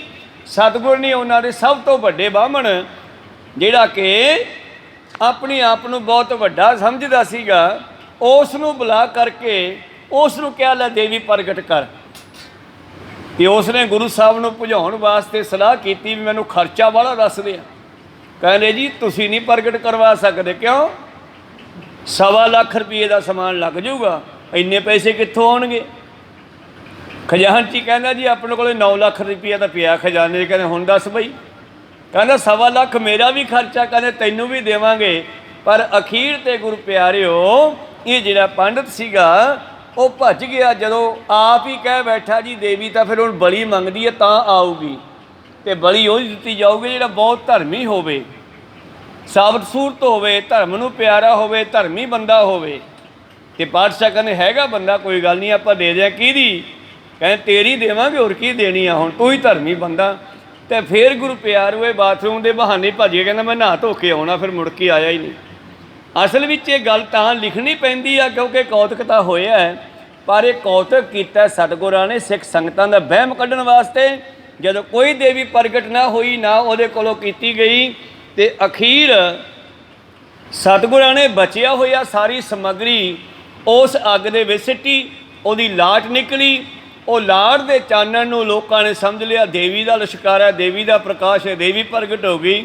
ਪਰ ਸਤਿਗੁਰਾਂ ਨੇ ਆਪਣੇ ਮਿਆਨ ਵਿੱਚ ਚਮਕਦੀ ਤਲਵਾਰ ਕੱਢ ਕੇ ਕਿਹਾ, ਓਏ ਸਿੱਖੋ, ਇਹ ਤਲਵਾਰ ਹੀ ਦੇਵੀ ਹੈ। ਜਿਹਦੇ ਹੱਥ ਵਿੱਚ ਤਲਵਾਰ ਹੈ ਉਹਦੇ ਕੋਲੇ ਸਾਰੀ ਤਾਕਤ ਹੈ। ਕਹੋ ਸਤਿਨਾਮ। ਬਿਨ ਕੇਸੰਗ ਬਿਨ ਸ਼ਾਸਤਰੰਗ ਨਰੰਗ ਭੇਡ ਜਾਨੋ, ਗਹੋ ਕਾਣ ਤਾਹੇ ਕਿਤੇ ਲੈ ਸਿਧਾਨੋ। ਸ਼ਾਸਤਰ ਤੋਂ ਖਾਲੀ ਬੰਦੇ ਨੂੰ ਸ਼ਾਸਤਰ ਵਾਲਾ ਬੰਦਾ ਕੰਨ ਤੇ ਲਾ ਕੇ ਜਿੱਧਰ ਨੂੰ ਮਰਜ਼ੀ ਲੈ ਜਾਵੇ। ਕਹੋ ਸਤਿਨਾਮ। ਸ਼ਾਸਤਰ ਵੀ ਉਹ ਦੈਵੀ ਤਾਕਤ ਹੈ, ਦਰਦੇ ਦਲਾਈਆਂ ਦੈਵੀ। ਦੇਵੀ ਕੋਈ ਇਸਤਰੀ ਨਹੀਂ ਹੈ, ਦੈਵੀ ਸ਼ਕਤੀ, ਪਰਮੇਸ਼ਰ ਦੀ ਸ਼ਕਤੀ ਉਹ ਸ਼ਾਸਤਰ ਵਿੱਚ ਹੈ। ਤਾਈਓ ਸਾਡੇ ਗੁਰੂ ਨਾਨਕ ਦੇ ਘਰ ਵਿੱਚ ਦੋ ਚੀਜ਼ਾਂ ਦੀ ਪੂਜਾ ਹੁੰਦੀ ਹੈ, ਗੁਰੂ ਗ੍ਰੰਥ ਸਾਹਿਬ ਜੀ ਦੀ ਬਾਣੀ ਦੀ ਤੇ ਜਾਂ ਫਿਰ ਸ਼ਸਤਰਾਂ ਦੀ। ਜਿੱਤੇ ਸ਼ਸਤਰ ਨਾਮੰ ਨਮਸਕਾਰ ਤਾਮੰ, ਜਿੱਤੇ ਸ਼ਾਸਤਰ ਭਯੰ ਨਮਸਕਾਰ ਤਿਯੰ। ਇਸ ਕਰਕੇ ਸਾਨੂੰ ਸਤਿਗੁਰ ਨੇ ਸ਼ਾਸਤਰ ਹਮੇਸ਼ਾ ਨਾਲ ਰੱਖਣ ਦਾ ਹੁਕਮ ਦਿੱਤਾ ਹੈ। ਪਾਤਸ਼ਾਹ ਕਹਿੰਦੇ ਮੇਰੇ ਕੋਲੇ ਜਦੋਂ ਵੀ ਆਓ ਤੇ ਪੂਰਨ ਤਿਆਰ ਪ੍ਰਤਿਆਰ ਹੋ ਕੇ ਸ਼ਸਤਰ ਲੈ ਕੇ ਆਓ। ਸ਼ਸਤਰ ਹਮੇਸ਼ਾ ਹੱਥ ਵਿੱਚ ਰੱਖੋ, ਚਾਹੇ ਵਰਸ਼ਾ ਹੋਵੇ, ਚਾਹੇ ਤਲਵਾਰ ਹੋਵੇ, ਚਾਹੇ ਛੋਟਾ ਸ਼ਸਤਰ, ਵੱਡਾ ਸ਼ਸਤਰ, ਕੋਈ ਨਾ ਕੋਈ ਸ਼ਸਤਰ ਜ਼ਰੂਰ ਕੋਲੇ ਹੋਣਾ ਚਾਹੀਏ। ਵਿਦਤ ਕਰੀ ਜਗਦੰਬਾ ਜਬੈ, ਬੜ ਉਤਪਾਤ ਰਚਿਓ ਇਕ ਤਬੈ। ਹੁਣ ਇਹਨਾਂ ਲੋਕਾਂ ਨੇ ਗੱਲ ਬਣਾ ਲਈ ਵੀ ਜਦੋਂ ਦਾ ਨਾ ਇਹ ਬਾਬੇ ਨੇ ਦੇਵੀ ਵਾਲਾ ਕੰਮ ਕੀਤਾ, ਉਹਦਾ ਦੇਵੀ ਪੁੱਠੀ ਪੈ ਗਈ। ਅਸਲ ਦੇ ਵਿੱਚ ਤਾਂ ਗੁਰੂ ਘਰ ਨੂੰ ਇਹਨਾਂ ਨੇ ਕੱਟਣਾ ਕਿਸੇ ਨਾ ਕਿਸੇ ਢੰਗ ਨਾਲ, ਪਖੰਡਬਾਜ਼ੀ ਕਰਕੇ, ਪਰ ਸੱਚ ਨੂੰ ਜਿਹੜਾ ਹੈ ਉਸ ਨੂੰ ਨਕਾਰਿਆ ਨਹੀਂ ਜਾ ਸਕਦਾ। ਹੁਣ ਇਹ ਉਸ ਨੂੰ ਦੱਸਦਾ ਹੈ ਸੂਬੇਦਾਰ ਨੂੰ, ਦਿੱਲੀ ਵਾਲੇ ਨੂੰ, ਕਹਿੰਦੇ ਜਾਉਂਦੇ ਇਹਨੇ ਦੇਵੀ ਵਾਲਾ ਕੌਤਕ ਕੀਤਾ, ਉਹ ਦੇਵੀ ਇਹਦੀ ਉਲਟ ਪੈ ਗਈ ਤੇ ਉਦਣ ਦਾ ਇਹ ਉਤਪਾਤ ਮਚਾ ਰਿਹਾ, ਝਗੜੇ ਕਰ ਰਿਹਾ ਹੈ। ਖੰਡੇ ਕੀ ਮਾਲ ਕੋ ਦੀਤ, ਮਾਨਵ ਮਿਲ ਮਿਲ ਬ੍ਰਿੰਦ ਸੋ ਦੀਤ। ਉਸ ਤੋਂ ਬਾਅਦ ਹੀ ਸਤਿਗੁਰਾਂ ਨੇ ਕਹਿਣ ਲੱਗੇ, ਫਿਰ ਕਹਿੰਦੇ ਹੁਣ ਉਹ ਜਿਹੜੇ ਸਿੱਖ ਇਹਦੇ ਕੋਲ ਆਉਂਦੇ ਨੇ ਉਹਨਾਂ ਸਿੱਖਾਂ ਨੂੰ ਇਹ ਖੰਡੇ ਦੀ ਪਹੁਲ ਦਿੰਦਾ ਹੈ, ਭਾਵ ਅੰਮ੍ਰਿਤ ਛਕਾਉਂਦਾ ਹੈ ਤੇ ਬਹੁਤ ਸਾਰੇ ਲੋਕਾਂ ਨੂੰ ਆਪਣੀ ਫੌਜ ਵਿੱਚ ਭਰਤੀ ਕਰਦਾ ਜਾ ਰਿਹਾ ਹੈ। ਕਹੇ ਖਾਲਸਾ ਮੈਂ ਕੀਨਾ, ਨਿਆਰੋ ਹਿੰਦ ਤੁਰਕ ਤੇ ਚੀਨਾ। ਉਹ ਤਾਂ ਕਹਿੰਦਾ ਜਿਹੜਾ ਮੇਰਾ ਖਾਲਸਾ ਮੈਂ ਤਿਆਰ ਕੀਤਾ, ਇਹ ਨਾ ਹਿੰਦੂ ਹੈ ਨਾ ਮੁਸਲਮਾਨ ਹੈ, ਇਹ ਤੀਜੀ ਕੌਮ ਹੈ। ਪ੍ਰਗਟਿਓ ਖਾਲਸਾ ਪਰਮਾਤਮਾ ਕੀ ਮੌਜ, ਖਾਲਸਾ ਪਾਰ ਬ੍ਰਹਮ ਕੀ ਫੌਜ। ਇਹ ਪਰਮੇਸ਼ਰ ਦੀ ਫੌਜ ਹੈ, ਪਰਮੇਸ਼ਰ ਦੀ ਮਰਜ਼ੀ ਨਾਲ ਇਹ ਖਾਲਸਾ ਪ੍ਰਗਟ ਹੋਇਆ ਹੈ। ਉਹ ਤਾਂ ਕਹਿੰਦਾ ਇਹ ਸਿੱਖ ਆ ਜਿਹੜੇ ਮੇਰੇ ਖਾਲਸੇ ਹਨ, ਇਹ ਹਿੰਦੂ ਵੀ ਨਹੀਂ ਹੈ ਤੇ ਮੁਸਲਮਾਨ ਵੀ ਨਹੀਂ ਹੈ। ਤੇ ਕਿੰਨੀ ਕੋਸ਼ਿਸ਼ ਕੀਤੀ ਜਾ ਰਹੀ ਆ, ਬਾਰ-ਬਾਰ ਕਿਹਾ ਜਾਂਦਾ ਇਹ ਹਿੰਦੂਆਂ ਦੇ ਵਿੱਚੋਂ ਹੀ ਨਿਕਲੇ ਆ। ਕੋਈ ਸਤਨਾਮ। ਜਦੋਂ ਕਿ ਇਹ ਤਲਵਾਰ ਚੋਂ ਨਿਕਲੇ ਆ, ਖੰਡੇ ਚੋਂ ਪ੍ਰਗਟ ਹੋਇਆ ਖਾਲਸਾ। ਇਸ ਕਰਕੇ ਉਹ ਕਹਿੰਦੇ ਉਹ ਖਾਲਸੇ ਨੂੰ ਅਲੱਗ ਤੀਜਾ ਪੰਥ ਕਹਿੰਦਾ ਹੈ। ਸ਼ਾਸਤਰ ਹਾਥ ਤਿਨ ਕੇ ਗਹਿਵਾਵੈ, ਮਾਰਨ ਮਰਨ ਉਪਦੇਸ਼ ਦ੍ਰਿੜਾਵੈ। ਔਰ ਆਪਣੀ ਸਭਾ ਦੇ ਵਿੱਚ ਬੈਠ ਕਰਕੇ ਦਰਬਾਰ ਸਜਾ ਕੇ ਸਭ ਨੂੰ ਸ਼ਸਤਰ ਰੱਖਣ ਦਾ ਹੁਕਮ ਦਿੰਦਾ ਹੈ। ਮਰ ਜਾਓ ਜਾਂ ਮਾਰ ਲਓ ਦਾ ਉਪਦੇਸ਼ ਦਿੰਦਾ ਹੈ, ਡਰਨਾ ਨਹੀਂ। ਕਾਹੇ ਤੁਰਕ ਸੋ ਬੈਰ ਕਰੀਜੈ, ਦਿੱਲੀ ਆਦ ਦੇਸ਼ ਸਭ ਲੀਜੈ। ਔਰ ਆਪਣੇ ਸਿੰਘਾਂ ਨੂੰ ਕਹਿੰਦਾ ਹੈ ਤੁਰਕਾਂ ਨੂੰ ਖਤਮ ਕਰਕੇ ਦਿੱਲੀ ਤੱਕ ਦਾ ਰਾਜ ਆਪਾਂ ਲੈਣਾ ਹੈ। ਨਿਜ ਖਤਰੀ ਅਰ ਵੈਸ਼ ਸ਼ੂਦਰ ਗਨ, ਇਕ ਤਨ ਸਭਨ ਅਜਾਵਤ ਹੈ ਪੰਨ। ਕਿਉਂਕਿ ਬ੍ਰਾਹਮਣਾਂ ਦੇ ਇਸ ਕੰਮ ਤੇ ਪਾਤਸ਼ਾਹ ਨੇ ਚੋਟ ਕਰ ਦਿੱਤੀ। ਤੀਜੇ ਪਾਤਸ਼ਾਹ ਜੀ ਨੇ ਹੀ ਸਾਰਿਆਂ ਨੂੰ ਇਕੱਠੇ ਬੈਠ ਕੇ ਪ੍ਰਸ਼ਾਦਾ ਛਕਣ ਦਾ ਹੁਕਮ ਦਿੱਤਾ। ਇਸ ਕਰਕੇ ਇਹ ਵੀ ਗੱਲ ਇਹਨਾਂ ਨੂੰ ਰੜਕਦੀ ਹੈ ਕਿ ਇਹਨਾਂ ਨੇ ਦੁਨੀਆ ਨੂੰ ਪਾੜਿਆ ਹੋਇਆ ਸੀਗਾ, ਗੁਰੂ ਸਾਹਿਬ ਨੇ ਇਕੱਠੇ ਕਰਤੇ। ਇਹਨਾਂ ਦਾ ਕੰਮ ਹੈ ਪਾੜੋ ਤੇ ਰਾਜ ਕਰੋ। ਗੁਰੂ ਸਾਹਿਬ ਕਹਿੰਦੇ ਕਨਸ਼ਾਨ ਸਾਹਿਬ ਥੱਲੇ ਆਓ, ਤੁਹਾਨੂੰ ਕੋਈ ਹਰਾ ਨਹੀਂ ਸਕਦਾ। ਇੱਕ ਛੋਟੀ ਜਿਹੀ ਕਹਾਣੀ ਸੀ ਸਾਡੀ ਬਚਪਨ ਦੀ ਕਿਤਾਬ ਦੇ ਵਿੱਚ। ਕਹਿੰਦੇ ਇੱਕ ਬਜ਼ੁਰਗ ਨੇ ਆਪਣੇ 4 ਪੁੱਤਰਾਂ ਨੂੰ ਬੜਾ ਕਿਹਾ ਕਿ ਇਕੱਠੇ ਰਹੋ, ਤੁਹਾਨੂੰ ਕੋਈ ਹਰਾ ਨਹੀਂ ਸਕਦਾ। ਪਰ ਬੱਚੇ ਆਪਸ ਵਿੱਚ ਲੜਦੇ ਰਹਿੰਦੇ। ਇੱਕ ਦਿਨ ਉਹਨਾਂ ਨੇ ਉਹਨਾਂ ਨੂੰ ਗਿਆਨ ਕਰਾਉਣ ਵਾਸਤੇ ਕੋਈ 4-5 ਸੋਟੀਆਂ ਮੰਗਾਈਆਂ ਬਾਂਸ ਦੀਆਂ। ਕਹਿੰਦੇ ਇਹਨਾਂ ਨੂੰ ਫੜੋ। ਚਾਰਾਂ ਨੇ ਫੜੀਆਂ, ਕਹਿੰਦੇ ਤੋੜੋ। ਸਾਰਿਆਂ ਨੇ ਗੋਡੇ ਨਾਲ ਲਾਈਆਂ ਤੇ ਟੁੱਟ ਗਈਆਂ। ਫਿਰ ਉਹਨਾਂ ਸਾਰੀਆਂ ਸੋਟੀਆਂ ਨੂੰ ਇਕੱਠੀਆਂ ਕਰਕੇ ਗੱਠੜੀ ਬਣਾ ਦਿੱਤੀ। ਕਹਿੰਦੇ ਹੁਣ ਤੋੜ ਕੇ ਵਿਖਾਓ। ਫਿਰ ਚਾਰਾਂ ਨੇ ਵੀ ਜ਼ੋਰ ਲਾਇਆ, ਚਾਰਾਂ ਤੋਂ ਵੀ ਨਾ ਟੁੱਟੀਆਂ। ਤਾਂ ਗੁਰੂ ਸਾਹਿਬ ਨੇ ਸਾਨੂੰ ਇਹੀ ਕਿਹਾ ਕਿ ਖਾਲਸਾ ਹਮੇਸ਼ਾ ਇਕੱਠਾ ਰਵੇ ਤਾਂ ਇਹਦਾ ਕੋਈ ਕੁਛ ਨਹੀਂ ਵਿਗਾੜ ਸਕਦਾ। ਪਰ ਗੁਰੂ ਪਿਆਰਿਓ ਅਲੱਗ-ਅਲੱਗ ਤਰ੍ਹਾਂ ਦੇ ਡੇਰੇਵਾਦ, ਪੰਥਵਾਦ ਆਦਿ ਅਲੱਗ-ਅਲੱਗ ਬਣਾਉਣ ਕਰਕੇ ਸਾਡੇ ਵਿੱਚ ਵੀ ਫਰਕ ਪਾਤਾ। ਦੇਖੋ ਸਾਰੇ ਪਾਸੇ ਹੈ ਤਾਂ ਸਿੱਖਾਂ ਦੇ ਬੱਚੇ ਹੀ ਨਾ, ਪਰ ਇਹਨਾਂ ਨੂੰ ਪਾੜਨ ਦਾ ਕਾਰਨ ਇਹੀ ਹੈ ਕਿ ਇਹਨਾਂ ਦੀ ਸ਼ਕਤੀ ਨੂੰ ਘਟਾਇਆ ਜਾਵੇ। ਕਹੋ ਸਤਨਾਮ। ਸ਼ਕਤੀ ਨੂੰ ਘਟਾਉਣ ਵਾਸਤੇ ਇਸੇ ਤਰ੍ਹਾਂ ਹੀ ਗੁਰੂ ਪਿਆਰੋ ਕਦੇ ਕਹਿ ਦਿੰਦੇ ਆ ਕਿ ਆਹ ਬਾਣੀ ਜਿਹੜੀ ਆ ਗੁਰੂ ਸਾਹਿਬ ਦੀ ਨੇ ਨਾ ਪੜ੍ਹੋ, ਇਹ ਨਹੀਂ ਪੜ੍ਹਨਾ ਚਾਹੀਦਾ ਗ੍ਰੰਥ, ਇਹ ਗੁਰੂ ਸਾਹਿਬ ਦਾ ਨਹੀਂ ਹੈ। ਜਦੋਂ ਕਿ ਗੁਰੂ ਗ੍ਰੰਥ ਸਾਹਿਬ ਨੂੰ ਗੁਰਤਾ ਗੱਦੀ ਦਿੱਤੀ ਹੈ, 10ਵੇਂ ਗ੍ਰੰਥ ਵਿੱਚ ਸਾਨੂੰ ਜੀਵਨ ਜਾਂਚ ਵੀ ਸਿਖਾਈ ਹੈ। ਸਤਿਗੁਰਾਂ ਨੇ ਜੀਵਨ ਸਿੱਖ ਦਾ ਕਿਹੋ ਜਿਹਾ ਹੋਣਾ ਚਾਹੀਦਾ। ਜਿਵੇਂ ਜਿਵੇਂ ਅਸੀਂ ਸਾਰੀ ਬਾਣੀ ਨੂੰ ਪੜ੍ਹਾਂਗੇ, ਗੁਰੂ ਦੇ ਗ੍ਰੰਥ ਸਾਹਿਬਾਂ ਨੂੰ ਜਾਂ ਹੋਰ ਇਤਿਹਾਸ ਦੀਆਂ ਪੋਥੀਆਂ ਨੂੰ ਪੜ੍ਹਾਂਗੇ, ਤਾਂ ਸਾਨੂੰ ਸੋਝੀ ਆਊਗੀ ਸਾਡਾ ਜੀਵਨ ਸਿੱਖ ਦਾ ਕਿਹੋ ਜਿਹਾ ਹੋਣਾ ਚਾਹੀਦਾ ਹੈ। ਅਤੇ ਇਹ ਗੱਲਾਂ ਤੁਹਾਨੂੰ 10ਵੇਂ ਗ੍ਰੰਥ 'ਚੋਂ ਮਿਲਣਗੀਆਂ ਨਾ। रहनी रहे सोई सिख मेरा, सो सहब मैं तिसका चेहरा। रहत बिना ना सिख कहावै, रहत बिना दर चोटा खावै। 24 ਸਾਹਿਬ ਤੁਹਾਨੂੰ ਦਸਮ ਗ੍ਰੰਥ ਤੋਂ ਮਿਲੀ ਹੈ। ਸਵਈਏ ਦਸਮ ਗ੍ਰੰਥ ਵਿੱਚ ਹੈ, ਜਿਹੜੇ ਕਿ ਭਰਮਾਂ ਨੂੰ ਪਖੰਡਾਂ ਨੂੰ ਖਤਮ ਕਰਦੇ ਆ। ਸ਼ਰਾਵਕ ਸੁਧ ਸਮੂਹ ਸਿਧਾਨ ਕੈ, ਦੇਖ ਫਿਰਿਓ ਕਰ ਜੋਗ ਜਤੀ ਕੇ, ਸੋਰ ਸੁਰਾਰਦਨ ਸੁਧ ਸਿਧਾਰਕ। संत समूह अनेक मती के, सारे देश को देख रहे हो। मत को न दीखित प्राणपति के, श्री भगवान की भाए कृपा हों ते। परमेश्वर की कृपा तो बगैर एक रत्ती बिन एक रत्ती के, रब दे रंग तो बगैर तू एक रत्ती का भी नहीं, 100 चों 1% भी बंदा नहीं हैगा तू। इस तरह ही पखंड नूं खत्म किया, इसका राजियां नूं ज्ञान किया। माते मतंग जरे जर संग, अनोपो तंग सुरंग सवारे। कोट तुरंग कुरंग से कूदत, पाउन के गौन को जात नवारे। इते भय तो कहाँ पै भूपत, किसी राजे ने संबोधन करके सवईए उचारे। 33 सवईए ਜਿਹੜੇ ਸਾਡੇ ਨਿਤਨੇਮ ਦੀ ਬਾਣੀ ਆ। 10 ਸਵਈਏ ਤਾਂ ਨਿਤਨੇਮ ਪੜ੍ਹਦੇ ਆ, ਬਾਕੀ 23 ਸਵਈਏ ਹੋਰ ਹੈ, 33 ਸਵਈਏ ਟੋਟਲ, ਜਿਨ੍ਹਾਂ ਦੇ ਵਿੱਚ ਪਖੰਡ ਨੂੰ, ਕਰਮਕਾਂਡਾਂ ਨੂੰ, ਹੰਕਾਰ ਨੂੰ ਖਤਮ ਕਰਨ ਦੇ ਬਚਨ ਲਿਖੇ ਹੋਏ ਆ। इते भय तो कहाँ पै भूपत, अंत को नांगे पाए पधारे। जीत फिरे सब देह दसान को, बाज ढोल मृदंग नगारे। गुंजत गूढ़ गजान के सुंदर, हिंसत है राज हजारे। इस तरह पातशाह जी ने सवैयां में 24 ਸਾਹਿਬ ਜਾਪ ਸਾਹਿਬ ਦੇ ਵਿੱਚ ਪਰਮੇਸ਼ਰ ਦੀ ਸਿਫਤ ਕਰਨ ਦਾ ਢੰਗ ਦੱਸਿਆ ਕਿ ਪਰਮੇਸ਼ਰ ਕੈਸਾ ਹੈ। ਹੁਣ ਇਹ ਚੀਜ਼ਾਂ ਸਾਨੂੰ ਜੇ ਦਸਮ ਗ੍ਰੰਥ ਸਾਡੇ ਕੋਲ ਨਹੀਂ ਹੈਗਾ, ਜੇ ਅਸੀਂ ਉਸ ਨੂੰ ਕੈਂਸਲ ਕਰਦੇ ਹਾਂ ਵੀ ਇਹ ਸਾਡਾ ਨਹੀਂ ਹੈਗਾ ਜੀ, ਤੇ ਫਿਰ ਇਹ ਬਾਣੀਆਂ ਸਾਰੀਆਂ ਸਾਡੇ ਕੋਲ ਖੁੱਸ ਜਾਂਦੀਆਂ। ਕਹੋ ਸਤਨਾਮ, ਵੀ ਸਾਡੇ ਕੋਲ ਬਾਕੀ ਕੀ ਰਹਿ ਗਿਆ। ਇਸ ਕਰਕੇ ਗੁਰੂ ਸਾਹਿਬਾਂ ਦੀਆਂ ਬਾਣੀਆਂ, ਦਸਵੇਂ ਪਿਤਾ ਦੀਆਂ ਬਾਣੀਆਂ ਸਿੱਖ ਵਿੱਚ ਜੋਸ਼ ਭਰਦੀਆਂ, ਤੇ ਗੁਰਬਾਣੀ ਜਿਹੜੀ ਹੈ ਬੰਦੇ ਵਿੱਚ ਹੋਸ਼ ਭਰਦੀ ਹੈ, ਇਹਨੂੰ ਜੀਵਨ ਜਾ ਸਿਖਾਉਂਦੀ ਹੈ। ਖੈਰ ਮਨੋਬਿਰਤੀਆਂ ਉੱਥੇ ਰੱਖੀਏ। ਕੀ ਕਹਿੰਦਾ ਇਹ ਭੀਮ ਚੰਦ ਸੂਬੇਦਾਰ ਨੂੰ? ਕਹਿੰਦੇ ਸਿੱਖਾਂ ਨੂੰ ਕਹਿੰਦਾ ਸ਼ਸਤਰ ਰੱਖੋ, ਮਰ ਜੋ ਮਾਰ ਦੋ। ਇਹ ਤੁਰਕ ਜਿਹੜੇ ਸੰਸਾਰ ਦੇ ਵਿੱਚ, ਤੇ ਇਹ ਉਹੀ ਤੁਰਕ ਹੈ ਨਾ ਜਿਹੜੇ ਇਹਨਾਂ ਹਿੰਦੂਆਂ ਨੂੰ ਖਤਮ ਕਰਨ 'ਤੇ ਤੁਲੇ ਹੋਏ ਸੀ। ਇਹ ਉਹੀ ਭੀਮ ਚੰਦ ਵਰਗੇ ਨੇ।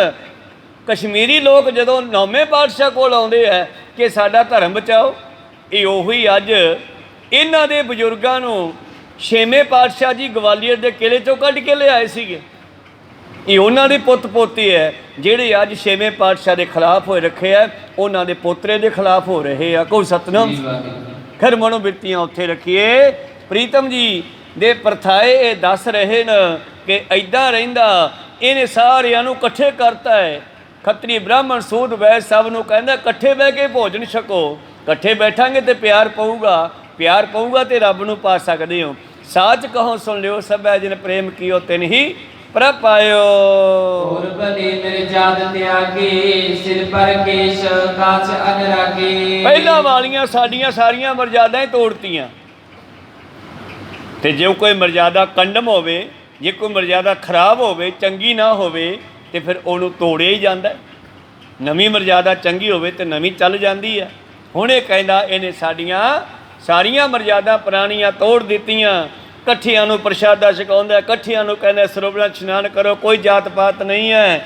ਔਰ ਇਸ ਤਰ੍ਹਾਂ ਨਵੀਂ ਮਰਜ਼ਾਦਾ ਚਲਾਈ ਹੈ, ਸਿਰ 'ਤੇ ਕੇਸ ਰੱਖੋ, ਕਸ਼ਹਿਰਾ ਪਹਿਨੋ। ਇਸ ਚੀਜ਼ ਦਾ ਬੜਾ ਪਿਆਰ ਕਰਦਾ ਹੈ। ਇੱਕ ਵਾਰ ਹਮਕੋ ਬੁਲਵਾਏ, ਕੀਤਕ ਗਿਰਪਤ ਦਰਸ਼ਨ ਪਾਏ। ਇੱਕ ਵਾਰੀ ਸਾਨੂੰ ਵੀ ਇਕੱਠੇ ਕੀਤਾ ਪਾਤਸ਼ਾਹ ਜੀ ਨੇ, ਸਾਰੇ ਪਹਾੜੀਆਂ ਨੂੰ ਸੱਦਿਆ ਸੀਗਾ ਕਿ ਮੇਰੇ ਕੋਲ ਆਓ, ਮੈਂ ਤੁਹਾਡੇ ਦਿਮਾਗ ਤੋਂ, ਤੁਹਾਡੇ ਧੌਣ ਤੋਂ ਗੁਲਾਮੀ ਦਾ ਜੂੜਾ ਲਾ ਦੇਵਾਂ। ਕਹਿੰਦੀ ਅਸੀਂ ਇਕੱਠੇ ਹੋ ਕੇ ਗਏ। ਕਹਿਓ ਖਾਲਸਾ ਤੁਮ ਹੋਏ ਜਾਵੋ, ਦੇਸ਼ ਵਿਦੇਸ਼ ਰਾਜ ਸਭ ਪਾਵੋ। ਸਾਨੂੰ ਕਹਿੰਦਾ ਵੀ ਤੁਸੀਂ ਜਿਹੜਾ ਹੈ ਖਾਲਸੇ ਬਣ ਜਾਓ, ਸਿੰਘ ਸਾਜੋ, ਸਾਡੇ ਨਾਲ ਰਹੋ, ਤੁਹਾਨੂੰ ਦੇਸ਼ਾਂ ਵਿਦੇਸ਼ਾਂ ਦੇ ਰਾਜ ਦੇ ਦਿਆਂਗੇ। ਸਭ ਕਰਤੇ ਆਦਿਕ ਮੈਂ ਪਾਲਾ, ਸਗਰੇ ਦੇ ਤੁਮੇ ਕੋ ਹਾਲਾ। ਇਹ ਜਬਗੱਤਾ, ਇਹ ਔਰੰਗਜ਼ੇਬ ਵਰਗੇ ਤਾਂ ਤੁਹਾਨੂੰ ਹਾਲਾ ਮਾਮਲਾ ਦਿਆ ਕਰਨਗੇ, ਹੁਣ ਸੋਥੋਂ ਲੈ ਕੇ ਜਾਂਦੇ ਆ। ਇਹ ਉਲਟਾ ਤੁਹਾਨੂੰ ਦਿਆ ਕਰਨਗੇ ਤੁਰਕ ਹਾਲਾ ਮਾਮਲਾ। ਤੁਸੀਂ ਮੇਰੀ ਗੱਲ ਮੰਨੋ। ਅਬ ਰੰਗ ਸੰਗ ਜੰਗ ਕੋ ਕਰੀ ਹੈ, ਛਤਰ ਆਪਣੇ ਸਿਰ ਪਰ ਧਰੀ ਹੈ। ਮੇਰੇ ਨਾਲ ਰਲੋ, ਮੈਂ ਤੁਹਾਨੂੰ ਪੱਕੇ ਰਾਜ ਦਿਵਾ ਦਿਆਂਗਾ, ਤੁਹਾਡੇ ਸਿਰ ਤੇ ਛਤਰ ਝੁੱਲੇਗਾ। ਪਰ ਔਰੰਗੇ ਨੂੰ ਜ਼ੁਲਮ ਦੇ ਰਾਜ ਨੂੰ ਖਤਮ ਕਰੀਏ। ਦਿੱਲੀ ਨਾਥ ਤਿਉ ਪਿਤ ਮੇਰਾ, ਸੋ ਬਲ ਕਰ ਲੈਹੁ ਬੜ ਬੈਰਾ। ਉਹ ਕਹਿੰਦਾ ਮੇਰੇ ਪਿਤਾ ਨੂੰ ਇਸ ਨੇ ਦਿੱਲੀ ਵਿੱਚ ਸ਼ਹੀਦ ਕੀਤਾ, ਮੈਂ ਇਹ ਤੋਂ ਉਸ ਦਾ ਬਦਲਾ ਲੈਣਾ ਹੈ। ਜਿਤ ਕੇ ਰਾਧਾ ਸਤਿਗੁਰ ਕਰਿਓ, ਸ਼ਾਹ ਨਾਮ ਤੇ ਮਨ ਬਹੁ ਡਰਿਓ। ਔਰ ਏਦਾਂ ਦਾ ਇਰਾਦਾ ਇਸ ਗੁਰੂ ਗੋਬਿੰਦ ਸਿੰਘ ਨੇ ਧਾਰਿਆ ਹੋਇਆ ਹੈ। ਔਰ ਬਾਦਸ਼ਾਹ ਦਾ ਨਾਮ ਸੁਣ ਕੇ ਸਾਡਾ ਮਨ ਵੀ ਬਹੁਤ ਡਰ ਗਿਆ, ਜਦੋਂ ਕਹਿੰਦਾ ਕਿ ਤੁਸੀਂ ਮੇਰੇ ਨਾਲ ਰਲੋ, ਆਪਾਂ ਔਰੰਗੇ ਨੂੰ ਖਤਮ ਕਰਨਾ ਹੈ। ਹਮ ਤੋ ਸੁਣਤ ਸਦਨ ਉੱਠ ਗਏ, ਪੀਛੇ ਚਾਰ ਵਰਨ ਸਿੱਖ ਪਏ। ਇਹੀ ਗੱਲ ਕੱਲ ਔਰੰਗੇ ਨੂੰ ਦੱਸ ਕੇ ਆਏ ਆ, ਉਹਨੂੰ ਸੂਬੇਦਾਰ ਪੁੱਛਣ ਲੱਗਿਆ, ਉਹਨੂੰ ਵੀ ਦੱਸਦੇ ਆ। ਕਹਿੰਦੇ ਅਸੀਂ ਉਹਦੀਆਂ ਇਹ ਗੱਲਾਂ ਸੁਣ ਕੇ ਚਲੇ ਗਏ ਘਰਾਂ ਨੂੰ। ਅਸੀਂ ਨਾ ਤਾਂ ਉਹਨਾਂ ਕੋਲੋਂ ਅੰਮ੍ਰਿਤ ਲੈਣ ਦੀ ਗੱਲ ਕੀਤੀ ਤੇ ਨਾ ਔਰੰਗੇ ਦੇ ਖਿਲਾਫ ਹੋਣ ਦੀ ਗੱਲ ਕੀਤੀ। ਸੋ ਚਾਹਤ ਹੈ ਪੈਰ ਬਤਾਇਓ, ਡਰੇ ਤੁਮਾਰੇ ਸੰਗ ਰਿਸਾਇਓ। ਮੈਂ ਸੂਬੇਦਾਰ ਜੀ ਇਹ ਸਮਝ ਲਓ ਕਿ ਉਹ ਦੁਸ਼ਮਣੀ ਵਧਾਉਣੀ ਚਾਹੁੰਦਾ, ਉਹ ਤੁਹਾਡੇ ਨਾਲ ਕਦੇ ਵੀ ਆ ਕੇ ਲੜਾਈ ਕਰ ਸਕਦਾ ਹੈ। ਜਾਤੇ ਆਪ ਜਾਣੀਏ ਨੀਕੇ, ਸਿਬਿਦ ਕੇ ਹੈ ਸੋ ਪੱਟ ਤਿਸੇ ਕੇ। ਐਦਾਂ ਦੀ ਉਹਦੇ ਸਿਪਾਹੀ ਹਨ ਕਿ ਲੜਨੋਂ ਮਰਨੋਂ ਡਰਦੇ ਨਹੀਂ। ਮਾਰਨ ਮਰਨ ਜਹਾਂ ਕਹਿ ਕਰੈ, ਥੋਰ ਬਹੁਤ ਕੀ ਕਾਨ ਨਾ ਧਰੈ। ਔਰ ਜਿੱਧਰ ਉਹ ਹੁਕਮ ਕਰਦਾ ਉਧਰ ਮਰਨ ਮਾਰਨ ਲਈ ਤਿਆਰ ਹੋ ਜਾਂਦੇ ਐ। ਉਹ ਵੀ ਅੱਗੋਂ ਇਹ ਨਹੀਂ ਵੇਖਦੇ ਉਹਦੇ ਸਿੰਘ ਵੀ ਅੱਗੇ ਜਿਹੜੀ ਫੌਜ ਆ ਉਹ ਕਿੰਨੀ ਹੈ। ਪਾਤਸ਼ਾਹ ਨੇ ਕਿਹਾ ਸੀਗਾ ਫੌਜ ਦੀ ਗਿਣਤੀ ਨਹੀਂ ਕਰਨੀ, ਘੱਟ ਤਾਂ ਗਿੱਦੜਾਂ ਦਾ ਵੀ ਬਹੁਤ ਹੁੰਦਾ, ਭੇਡਾਂ ਦਾ ਬਹੁਤ ਹੁੰਦਾ, ਸ਼ੇਰ ਇਕੱਲਾ ਹੀ ਵਾਧੂ ਹੁੰਦਾ। ਇਸ ਕਰਕੇ ਜਿਹੜੇ ਸਿੰਘ ਹੈ ਨਾ ਇਹੋ ਜਿਹੇ ਹੈ, ਉਹ ਵੀ ਮਰਨੋਂ ਨਹੀਂ ਡਰਦੇ। ਦਿਨ ਪ੍ਰਤ ਬਦਤ ਜਾਤੇ ਪੰਥਾ, ਮੈਂ ਸਮਝਾਏ ਕਹੀ ਸਭ ਸੰਥਾ। ਭੀਮ ਚੰਦ ਕਹਿੰਦਾ ਮੈਂ ਸਾਰੀ ਗੱਲ ਸਮਝਾ ਕੇ ਆਇਆ ਰਾਜਾ ਸਾਹਿਬ ਨੂੰ। ਹਮ ਸੋ ਬੈਰ ਥੋਰ ਹੀ ਅਹੈ, ਸੋ ਵਿਰੋਧ ਦਿੱਲੀ ਸਨ ਕਹੈ। ਕਹਿੰਦਾ ਸਾਡੇ ਨਾਲ ਇੰਨਾ ਵਿਰੋਧ ਨਹੀਂ ਜਿੰਨਾ ਤੁਹਾਡੇ ਨਾਲ ਕਰਦੇ, ਕਿਉਂਕਿ ਭੜਕਾਉਣਾ ਹੈ ਨਾ, ਚੁਗਲੀਆਂ ਕਰਨੀਆਂ, ਕੰਨ ਭਰਨੇ ਆ, ਫਿਰ ਹੀ ਅਗਲਾ ਲੜਨ ਵਾਸਤੇ ਆਊਗਾ। ਤਾਂ ਵਾਕਿਆ ਹੀ ਇਹ ਜਿਹੜੇ ਹਨ ਬੜੇ ਸਵਾਰਥੀ ਲੋਕ ਹੈ, ਆਪਦੇ ਸਵਾਰਥ ਨੂੰ ਪੂਰਾ ਕਰਨ ਵਾਸਤੇ ਕੁਝ ਵੀ ਕਰ ਸਕਦੇ ਆ, ਝੂਠੀਆਂ ਸੱਚੀਆਂ ਕਹਾਣੀਆਂ ਵੀ ਕਰ ਸਕਦੇ ਆ। ਔਰ ਬਹੁਤ ਸਾਰੇ ਰਿਸ਼ੀਆਂ ਮੁਨੀਆਂ ਨੂੰ, ਭਗਤਾਂ ਨੂੰ, ਭਗਤ ਕਬੀਰ ਸਾਹਿਬ, ਭਗਤ ਰਵਿਦਾਸ ਜੀ, ਭਗਤ ਨਾਮਦੇਵ ਜੀ, ਇਹਨਾਂ ਨੂੰ ਸ਼ੂਦਰ ਕਹਿ ਕੇ ਭੰਡਿਆ, ਇਹਨਾਂ ਨਾਲ ਲੜਾਈਆਂ ਕੀਤੀਆਂ। ਔਰ ਇੱਥੋਂ ਤੱਕ ਕਿ ਜੇ ਕੋਈ ਇਹਨਾਂ ਦੇ ਵੇਦਾਂ ਦੀ ਗੱਲ ਨੂੰ ਸੁਣਦਾ ਸੀਗਾ, ਜਿਹਨੂੰ ਇਹ ਨੀਵੀਂ ਜਾਤ ਦਾ ਕਹਿੰਦੇ ਸੀਗੇ, ਉਹਨਾਂ ਦੇ ਕੰਨਾਂ ਵਿੱਚ ਸਿੱਕਾ ਢਾਲ ਕੇ ਪਾ ਦਿੰਦੇ, ਜੀਭ ਤੱਕ ਕੱਟ ਦਿੰਦੇ। ਜੇ ਕੋਈ ਰਾਮ ਕਹਿੰਦਾ ਸੀਗਾ, ਕਹਿੰਦੇ ਸਾਨੂੰ ਹੀ ਹੱਕ ਹੈ ਰਾਮ ਕਹਿਣ ਦਾ, ਤੇ ਗੁਰੂ ਸਾਹਿਬ ਨੇ ਸਾਰਿਆਂ ਨੂੰ ਦਿੱਤਾ। ਖੱਤਰੀ ਬ੍ਰਾਹਮਣ ਸੂਦ ਵੈਸ਼ ਉਪਦੇਸ਼, 4 ਵਰਨਾ ਕੋ ਸਾਂਝਾ, ਸਾਰਿਆਂ ਨੂੰ ਰੱਬ ਦਾ ਹੱਕ ਹੈ। ਸਾਰੇ ਨਾਮ ਜਪੋ। ਭਗਤਾਂ ਨੇ ਜਦੋਂ ਜਹਿਦ ਕੀਤੀ, ਗੁਰੂ ਸਾਹਿਬ ਨੇ ਉਹਨਾਂ ਭਗਤਾਂ ਨੂੰ ਵੀ ਆਪਣੇ ਨਾਲ ਰੱਖਿਆ। ਇਸ ਕਰਕੇ ਇਹ ਕਹਿੰਦਾ ਹੈ ਕਿ ਉਹ ਸਾਡੇ ਨਾਲ ਘੱਟ ਵੈਰ ਹੈ, ਤੁਹਾਡੇ ਨਾਲ ਬਹੁਤਾ ਹੈ। ਨਿਤ ਪ੍ਰਤ ਦੇਸ਼ ਫਤੂਰ ਉਠਾਵੈ, ਲੂਟੇ ਕੂਟੇ ਬਸਰ ਨਾ ਪਾਵੈ। ਉਹ ਤਾਂ ਦਿਨ ਦੁੱਗਣੀ ਰਾਤ ਚੌਗਣੀ ਵੱਧਦਾ ਜਾ ਰਿਹਾ ਹੈ, ਤੁਹਾਨੂੰ ਲੁੱਟਣ ਵਾਸਤੇ ਤਿਆਰੀਆਂ ਕਰ ਰਿਹਾ ਹੈ। ਰੋਜ਼ ਹੀ ਕੋਈ ਨਾ ਕੋਈ ਫਤੂਰ ਭਾਵ ਜੰਗ ਵਿੱਢੀ ਰੱਖਦਾ ਹੈ। ਸ਼ਾਹ ਸਾਥ ਕਿਉਂ ਕਰੋ ਨ ਜੰਗਾ, ਯਾਤੇ ਬੈਰ ਪਰਿਓ ਹਮ ਸੰਗ। ਤਾਂ ਤੇ ਅਸੀਂ ਤੁਹਾਨੂੰ ਸੂਬੇਦਾਰ ਜੀ ਦੱਸਦੇ ਹਾਂ, ਜੇ ਸਾਨੂੰ ਨਹੀਂ ਉਹ ਬਖਸ਼ਦਾ ਤੇ ਬਖਸ਼ਣਾ ਸੋਨੂੰ ਵੀ ਨਹੀਂਗਾ। ਜਦੋਂ ਉਧਰੋਂ ਜਿੱਤ ਗਿਆ ਫਿਰ ਸੋਡੇ ਵੱਲ ਆਊਗਾ। ਇਸ ਦਿਨ ਟੇਕਨ ਦੇਤ ਕਿਸ ਨਾਹੀ, ਖੇਤੀ ਹੈ ਨਾ ਖੇਤ ਕੇ ਮਾਹੀ। ਸਾਡੀਆਂ ਖੇਤੀਆਂ ਉਜਾੜ ਦਿੰਦੇ ਆ ਉਹਦੇ ਸਿੰਘ, ਘੋੜਿਆਂ ਵਾਸਤੇ ਕਹਿੰਦਾ ਫਸਲਾਂ ਵੱਢ ਕੇ ਲੈ ਜਾਂਦੇ ਆ ਸਾਡੀਆਂ। ਇਸ ਕਰਕੇ ਉਹ ਸਾਨੂੰ ਟਿਕਣ ਨਹੀਂ ਦਿੰਦਾ ਤੇ ਨਾ ਟਿਕਦਾ ਹੈ। ਅਬ ਸਹਾਇਤਾ ਕਰੋ ਹਮਾਰੀ, ਚਲ ਆਏ ਸਭ ਸ਼ਰਨ ਤੁਮਾਰੀ। ਤਾਂ ਦੇ ਸੂਬੇਦਾਰ ਜੀ ਤੁਸੀਂ ਵੀ ਔਰੰਗਜ਼ੇਬ ਨੂੰ ਕਹੋ, ਰਾਜਾ ਸਾਹਿਬ ਇਹਨਾਂ ਦੀ ਮਦਦ ਕਰੀਏ, ਅਸੀਂ ਤੁਹਾਡੀ ਸ਼ਰਨ ਚ ਆਏ ਹਾਂ। ਗਾੜਾ ਆਨੰਦ ਕੋ ਦਿਓ ਛੁਟਾਏ, ਸੰਕਟ ਸਗਰੋ ਤਬ ਮਿਟ ਜਾਏ। ਬਸ ਇੱਕ ਵਾਰੀ ਸਾਡਾ ਸਾਥ ਦੇ ਦਿਓ, ਆਪਾਂ ਉਹਨਾਂ ਨੂੰ ਆਨੰਦਪੁਰ ਦੇ ਕਿਲੇ ਚੋਂ ਕੱਢ ਦਈਏ, ਫਿਰ ਸਾਰੇ ਦੁੱਖ ਦੂਰ ਹੋ ਜਾਣਗੇ। ਦੋਹਰਾ ਨਹੀਂ ਰਾਜ ਕਿਸ ਦੇਸ਼ ਕੋ, ਦੁਰਗ ਵਿਸਾਲ ਨ ਕੋਏ। ਉਹ ਕਿਸੇ ਦੇਸ਼ ਦਾ ਰਾਜਾ ਨਹੀਂ ਹੈਗਾ, ਨਾ ਹੀ ਉਹਦੇ ਕੋਲ ਕੋਈ ਵੱਡਾ ਕਿਲਾ ਹੈ। ਚੌਮੰਗ ਸਿੰਘ ਕਬ ਬਹੁਤ ਹੈ, ਕਬ ਕਰ ਗਮ ਨ ਸੋਏ। ਫੌਜਾਂ ਜਿਹੜੀਆਂ ਉਹਦੇ ਕੋਲੇ ਕਦੇ ਥੋੜੀਆਂ ਹੋ ਜਾਂਦੀਆਂ, ਕਦੇ ਬਹੁਤੀਆਂ ਹੋ ਜਾਂਦੀਆਂ, ਕਦੇ ਸਿੱਖ ਆ ਜਾਂਦੇ ਆ, ਕਦੇ ਚਲੇ ਜਾਂਦੇ ਆ। ਚੌਪਈ ਆਪ ਗੁਰੂ ਤਨ ਵਿਦਿਆ ਪੰਡਤ, ਗਜਬ ਗੁਜਾਰੇ ਬਾਨਨ ਛੰਡਤ। ਔਰ ਗੁਰੂ ਗੋਬਿੰਦ ਸਿੰਘ ਆਪ ਵੀ ਧਨੁਖ ਵਿਦਿਆ ਦਾ, ਪੰਡਤ ਦਾ ਭਾਵ ਹੈ ਇੱਥੇ ਬੜਾ ਜਾਣੂ ਹੈ। ਧਨੁਖ ਵਿਦਿਆ ਨੂੰ ਬਹੁਤ ਜ਼ਿਆਦਾ ਪਿਆਰ ਕਰਦਾ, ਧਨੁਖ ਚਲਾਉਂਦਾ, ਗਜਬ ਦੇ ਚਲਾਉਂਦਾ, ਜਿੱਥੇ ਸੋਚ ਕੇ ਮਾਰਦਾ ਤੀਰ ਉੱਥੇ ਹੀ ਜਾਂਦਾ। ਪੈਂਡ ਖਾਨ ਸੇ ਜਿਨੇ ਖਪਾਏ, ਤੀਰ ਅਨੁਪਮ ਬ੍ਰਿਧ ਚਲਾਏ। ਉਹਦੇ ਤੀਰਾਂ ਨੇ ਤਾਂ ਆਪਣੇ ਪੈਂਡੇ ਖਾਨ ਵਰਗੇ ਜਰਨੈਲ ਮਾਰਤੇ, ਜਿਹੜੇ ਕਿ ਪੂਰੇ ਸਰੀਰ ਨੂੰ ਲੋਹੇ ਨਾਲ ਢੱਕਿਆ ਹੋਇਆ ਸੀ, ਕੇਵਲ ਕੰਨ ਕੋਲੋਂ ਇੱਕ ਖਾਲੀ ਸੀ ਥੋੜਾ ਥਾਂ, ਉੱਥੋਂ ਤੀਰ ਮਾਰ ਕੇ ਮਾਰ ਦਿੱਤਾ। ਸ੍ਰੀ ਨਾਨਕ ਗਾਦੀ ਪਰ ਥਿਰਿਓ, ਸਤਿਗੁਰ ਰਾਮਦਾਸ ਬਿਦਤਿਓ। ਔਰ ਗੁਰੂ ਨਾਨਕ ਦੀ ਗੱਦੀ ਦੇ ਉੱਤੇ ਜਿਹੜੇ ਚੌਥੇ ਸਤਿਗੁਰੂ ਰਾਮਦਾਸ ਜੀ ਹੋਏ, ਤਿਨ ਕੋ ਸੁਤ ਸ੍ਰੀ ਅਰਜਨ ਹੋਵਾ, ਮਤ ਸੰਤਨ ਕੋ ਸੁਨ ਕਰ ਜੋਵਾ। ਉਹਨਾਂ ਦਾ ਪੁੱਤਰ ਗੁਰੂ ਅਰਜਨ ਦੇਵ ਜੋ ਸੰਤ ਮਤ ਦਾ ਸੀ। ਸ੍ਰੀ ਗੁਰੂ ਹਰਿਗੋਬਿੰਦ ਤਿਨ ਨੰਦਾ, ਪਿਓ ਪ੍ਰਥਮ ਸੋ ਵੀਰ ਬਿਲੰਦਾ। ਔਰ ਉਹਦਾ ਪੁੱਤਰ ਹਰਗੋਬਿੰਦ ਸਾਹਿਬ ਬੜਾ ਯੋਧਾ ਹੋਇਆ। ਹਜ਼ਰਤ ਸ਼ਾਹ ਜਾ ਕੇ ਸੰਗ, ਹੱਥ ਮਰਾਵ ਕਰੇ ਵੱਡ ਜੰਗ। ਇਹਨਾਂ ਦੇ ਵੱਡੇ ਸ਼ਾਹਜਹਾਂ ਦੇ ਨਾਲ ਇਹਨਾਂ ਦੇ ਦਾਦੇ ਨੇ ਜੰਗ ਕੀਤੇ ਨੇ ਬਹੁਤ। ਇਸ ਕੋ ਪੁੱਤਰ ਬਿਲੰਦ ਬਹਾਦਰ, ਪਿਤਾ ਸੰਤ ਸ੍ਰੀ ਤੇਗ ਬਹਾਦਰ। ਔਰ ਇਹ ਉਸ ਗੁਰੂ ਹਰਗੋਬਿੰਦ ਸਾਹਿਬ ਦਾ ਪੁੱਤਰ ਹੈ। ਇਹਦਾ ਪਿਤਾ ਤਾਂ ਸਾਧੂ ਸੁਭਾਅ ਦਾ ਸੀਗਾ, ਤੇਗ ਬਹਾਦਰ ਸਾਹਿਬ ਕਹਿੰਦੇ ਇਹਦਾ ਪਿਤਾ ਤਾਂ ਸੰਤ ਸੁਭਾਅ ਦਾ ਸੀਗਾ, ਪਰ ਇਹਦਾ ਦਾਦਾ ਜਿਹੋ ਜਿਹਾ ਸੀਗਾ ਦਾਦੇ ਤੇ ਗਿਆ।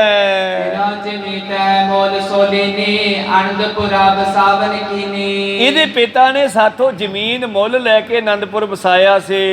ਇਹ ਸਭ ਭੇਵ ਆਪ ਸੋ ਕਹਿਓ, ਕਰੋ ਕਾਜ ਜੈਸੇ ਚਿਤ ਚਾਹਿਓ। ਇਹ ਹੈ ਉਹਨਾਂ ਦਾ ਸਾਰਾ ਡਾਟਾ, ਇਹਨਾਂ ਨੇ ਦੱਸਣ ਦੀ ਕੋਸ਼ਿਸ਼ ਕੀਤੀ ਹੈ। ਇਹ ਹੈ ਉਹਨਾਂ ਦਾ ਹਿਸਾਬ ਕਿਤਾਬ ਸਾਰਾ।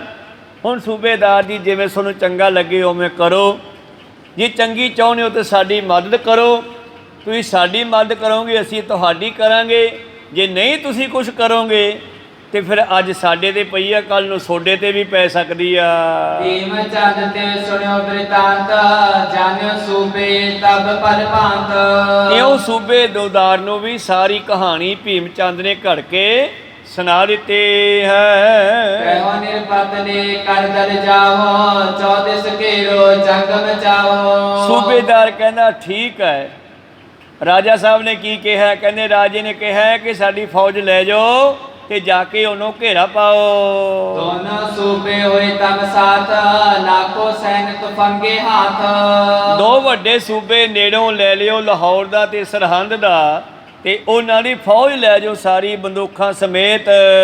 ਕਹਿ ਪੱਤਰ ਲਿਖੇ ਤਤਕਾਲੇ, ਪੁਰ ਸਿਰੰਦ ਨਾਪੁਰ ਕੋ ਚਾਲੇ। ਤੋ ਦਿੱਲੀ ਦੇ ਸੂਬੇਦਾਰ ਦੇ ਕੋਲੇ ਇਹ ਅਥਾਰਟੀ ਸੀ ਕਿ ਉਹ ਜਿਹਨੂੰ ਹੁਕਮ ਭੇਜੇ ਔਰੰਗਜ਼ੇਬ ਦਾ, ਕਿਉਂਕਿ ਉਹਦਾ ਪੀਏ ਹੈ, ਦੂਜੇ ਨੰਬਰ ਤੇ ਹੈ, ਤਾਂ ਇਹਨੇ ਚਿੱਠੀਆਂ ਲਿਖ ਕੇ ਦੇ ਦਿੱਤੀਆਂ ਸਰਹੰਦ ਵਾਲੇ ਨੂੰ ਦੇਣ ਵਾਸਤੇ ਤੇ ਲਾਹੌਰ ਵਾਲੇ ਦੇ ਲਈ। ਸਾਗਰੇ ਚਮਗ ਲਿਓ ਨਿਜ ਸੰਗ, ਕਰੋ ਆਨੰਦਪੁਰ ਗੁਰ ਸੋ ਜੰਗ। ਲਿਖ ਦਿੱਤਾ ਚਿੱਠੀਆਂ ਵੀ ਜਾਓ ਇਹਨਾਂ ਦੇ ਨਾਲ ਪਹਾੜੀਆਂ ਦੇ ਆਨੰਦਪੁਰ ਨੂੰ ਘੇਰਾ ਪਾਓ ਤੇ ਗੁਰੂ ਗੋਬਿੰਦ ਸਿੰਘ ਨਾਲ ਜੰਗ ਕਰੋ। ਮਿਲੇ ਤਾਂ ਮੇਲ ਲਿਓ ਸਨਮਾਨ, ਹਜ਼ਰਤ ਕੇ ਸਮੀਪ ਗੁਰਿਆਨਾ। ਨਾਲੇ ਲਿਖਦਾ ਜੇ ਉਹ ਸ਼ਰ੍ਹਾ 'ਚ ਆ ਜੇ, ਭਾਵ ਜੇ ਆਪਣੀ ਗੱਲ ਮੰਨਦਾ ਹੋਵੇ, ਜੇ ਉਹ ਲੜਾਈ ਕਰਨ ਤੋਂ ਨਾ ਕਰੇ ਵੀ ਚੱਲ ਮੈਂ ਨਹੀਂ ਲੜਦਾ, ਪਰ ਇਹੋ ਜਿਹੀ ਤਾਂ ਗੁਰੂ ਸਾਹਿਬ ਹੈ ਨਹੀਂ ਗੇ, ਕਹੋ ਸਤਨਾਮ। ਉਹਨਾਂ ਦਾ ਖਿਆਲ ਆ ਬਈ ਜੇ ਉਹ ਮਿਲ ਜਾਵੇ ਤੇ ਸਤਿਕਾਰ ਸਹਿਤ ਰਾਜੇ ਕੋਲ ਲੈ ਆਓ। ਨਾਤ ਪਿਤ ਗਿਰ ਪਤਨ ਸਾਥ ਲਿਓ ਸਾਰੇ, ਡਰੇ ਅਰੀ ਰਨ ਮੈਂ ਲਿਓ ਮਾਰੇ। ਨਹੀਂ ਤਾਂ ਫਿਰ ਇਹਨਾਂ ਪਹਾੜੀ ਰਾਜਿਆਂ ਦੀ ਫੌਜ ਲੈ ਕੇ ਨਾਲ ਜੀ ਉਹ ਅੜਦਾ ਹੈ ਤੇ ਲੜਕੇ ਮਾਰੋ ਜਾਂ ਫੜ ਲਓ। ਜੈ ਜੈ ਧਾਵਨ ਕਰੇ ਪਠਾਵਨ, ਚੜੋ ਨਾ ਬਿਲਮੋ ਆਪਣੇ ਥਾਵਨ। ਜਿੱਧਰ ਵੀ ਜਾਵੇ ਉਸ ਨੂੰ ਉਹਦਾ ਪਿੱਛਾ ਕਰੋ, ਉਹਦਾ ਮਗਰਾ ਕਰੋ, एक मिनट ना लाओ, पीछे ना रहो। इति आदिक सुन कर हर खायो, भीम चंद होए त्यार अलायो। क्यों भीम चंद ने सूबेदार दे कोलों चिट्ठियां लिखवा लईयां दिल्ली तो। नित प्रत सुध सुन कर सहसाए, करत रहो सब रीत सहाय। हुण इस तरह गुरु प्यारो रोजाना भीम चंद उड़ीकन लगे है, वो चिट्ठियां कदों पहुंचदियां कदों वो आउण। कर सलाम के गया कनेरा, सूबे तीरक संद तै बेरा।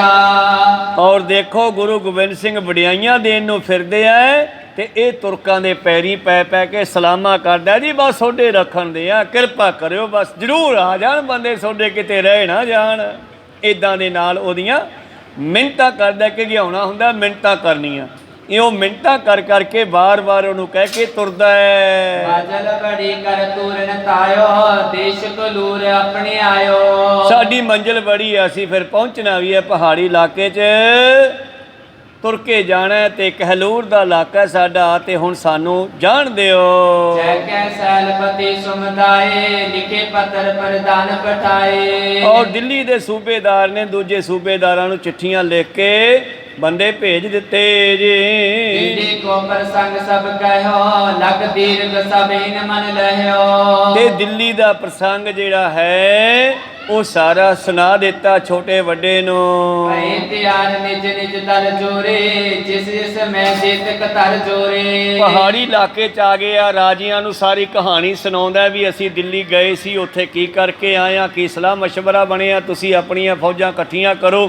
ਦਿੱਲੀ ਵਾਲਿਆਂ ਨੇ ਆਪਣੀਆਂ ਫੌਜਾਂ ਭੇਜਣੀਆਂ, ਆਪਾਂ ਹਮਲਾ ਕਰਨਾ, ਸਾਰੀ ਬਿਉਂਤਬੰਦੀ ਕਰਦੇ। ਅੱਗੇ ਕੀ ਹੁੰਦਾ ਹੈ ਇਹ ਆਪਾਂ ਕੱਲ ਨੂੰ ਸਰਵਣ ਕਰਾਂਗੇ। ਹੁਣ ਇੱਥੇ ਰੋਕਣ ਦੀ ਆਗਿਆ ਬਖਸ਼ੋ ਜੀ, ਸਮਾਪਤੀ ਕਰੀਏ।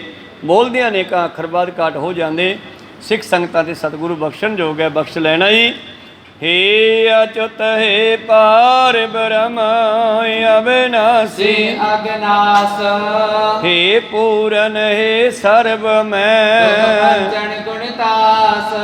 हे संगी हे निरंकार हे निर्गुण सब टेक, हे गोविंद हे गुण निधान जाके सदा विवेक।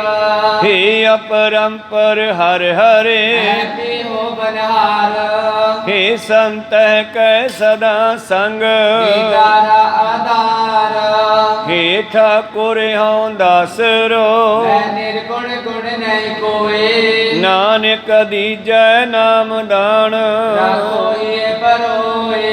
आए प्रभ शरणागति नित दयाल, एक अखर हर मन बसत निहाल। एक ओंकार सतगुरु प्रसाद सच होए, वाहिगुरु जी की फतेह है। विनाशन सोए, वाहिगुरु जी की फतेह है। विनाशन सोए। वाहिगुरु जी का खालसा, वाहिगुरु जी की फतेह।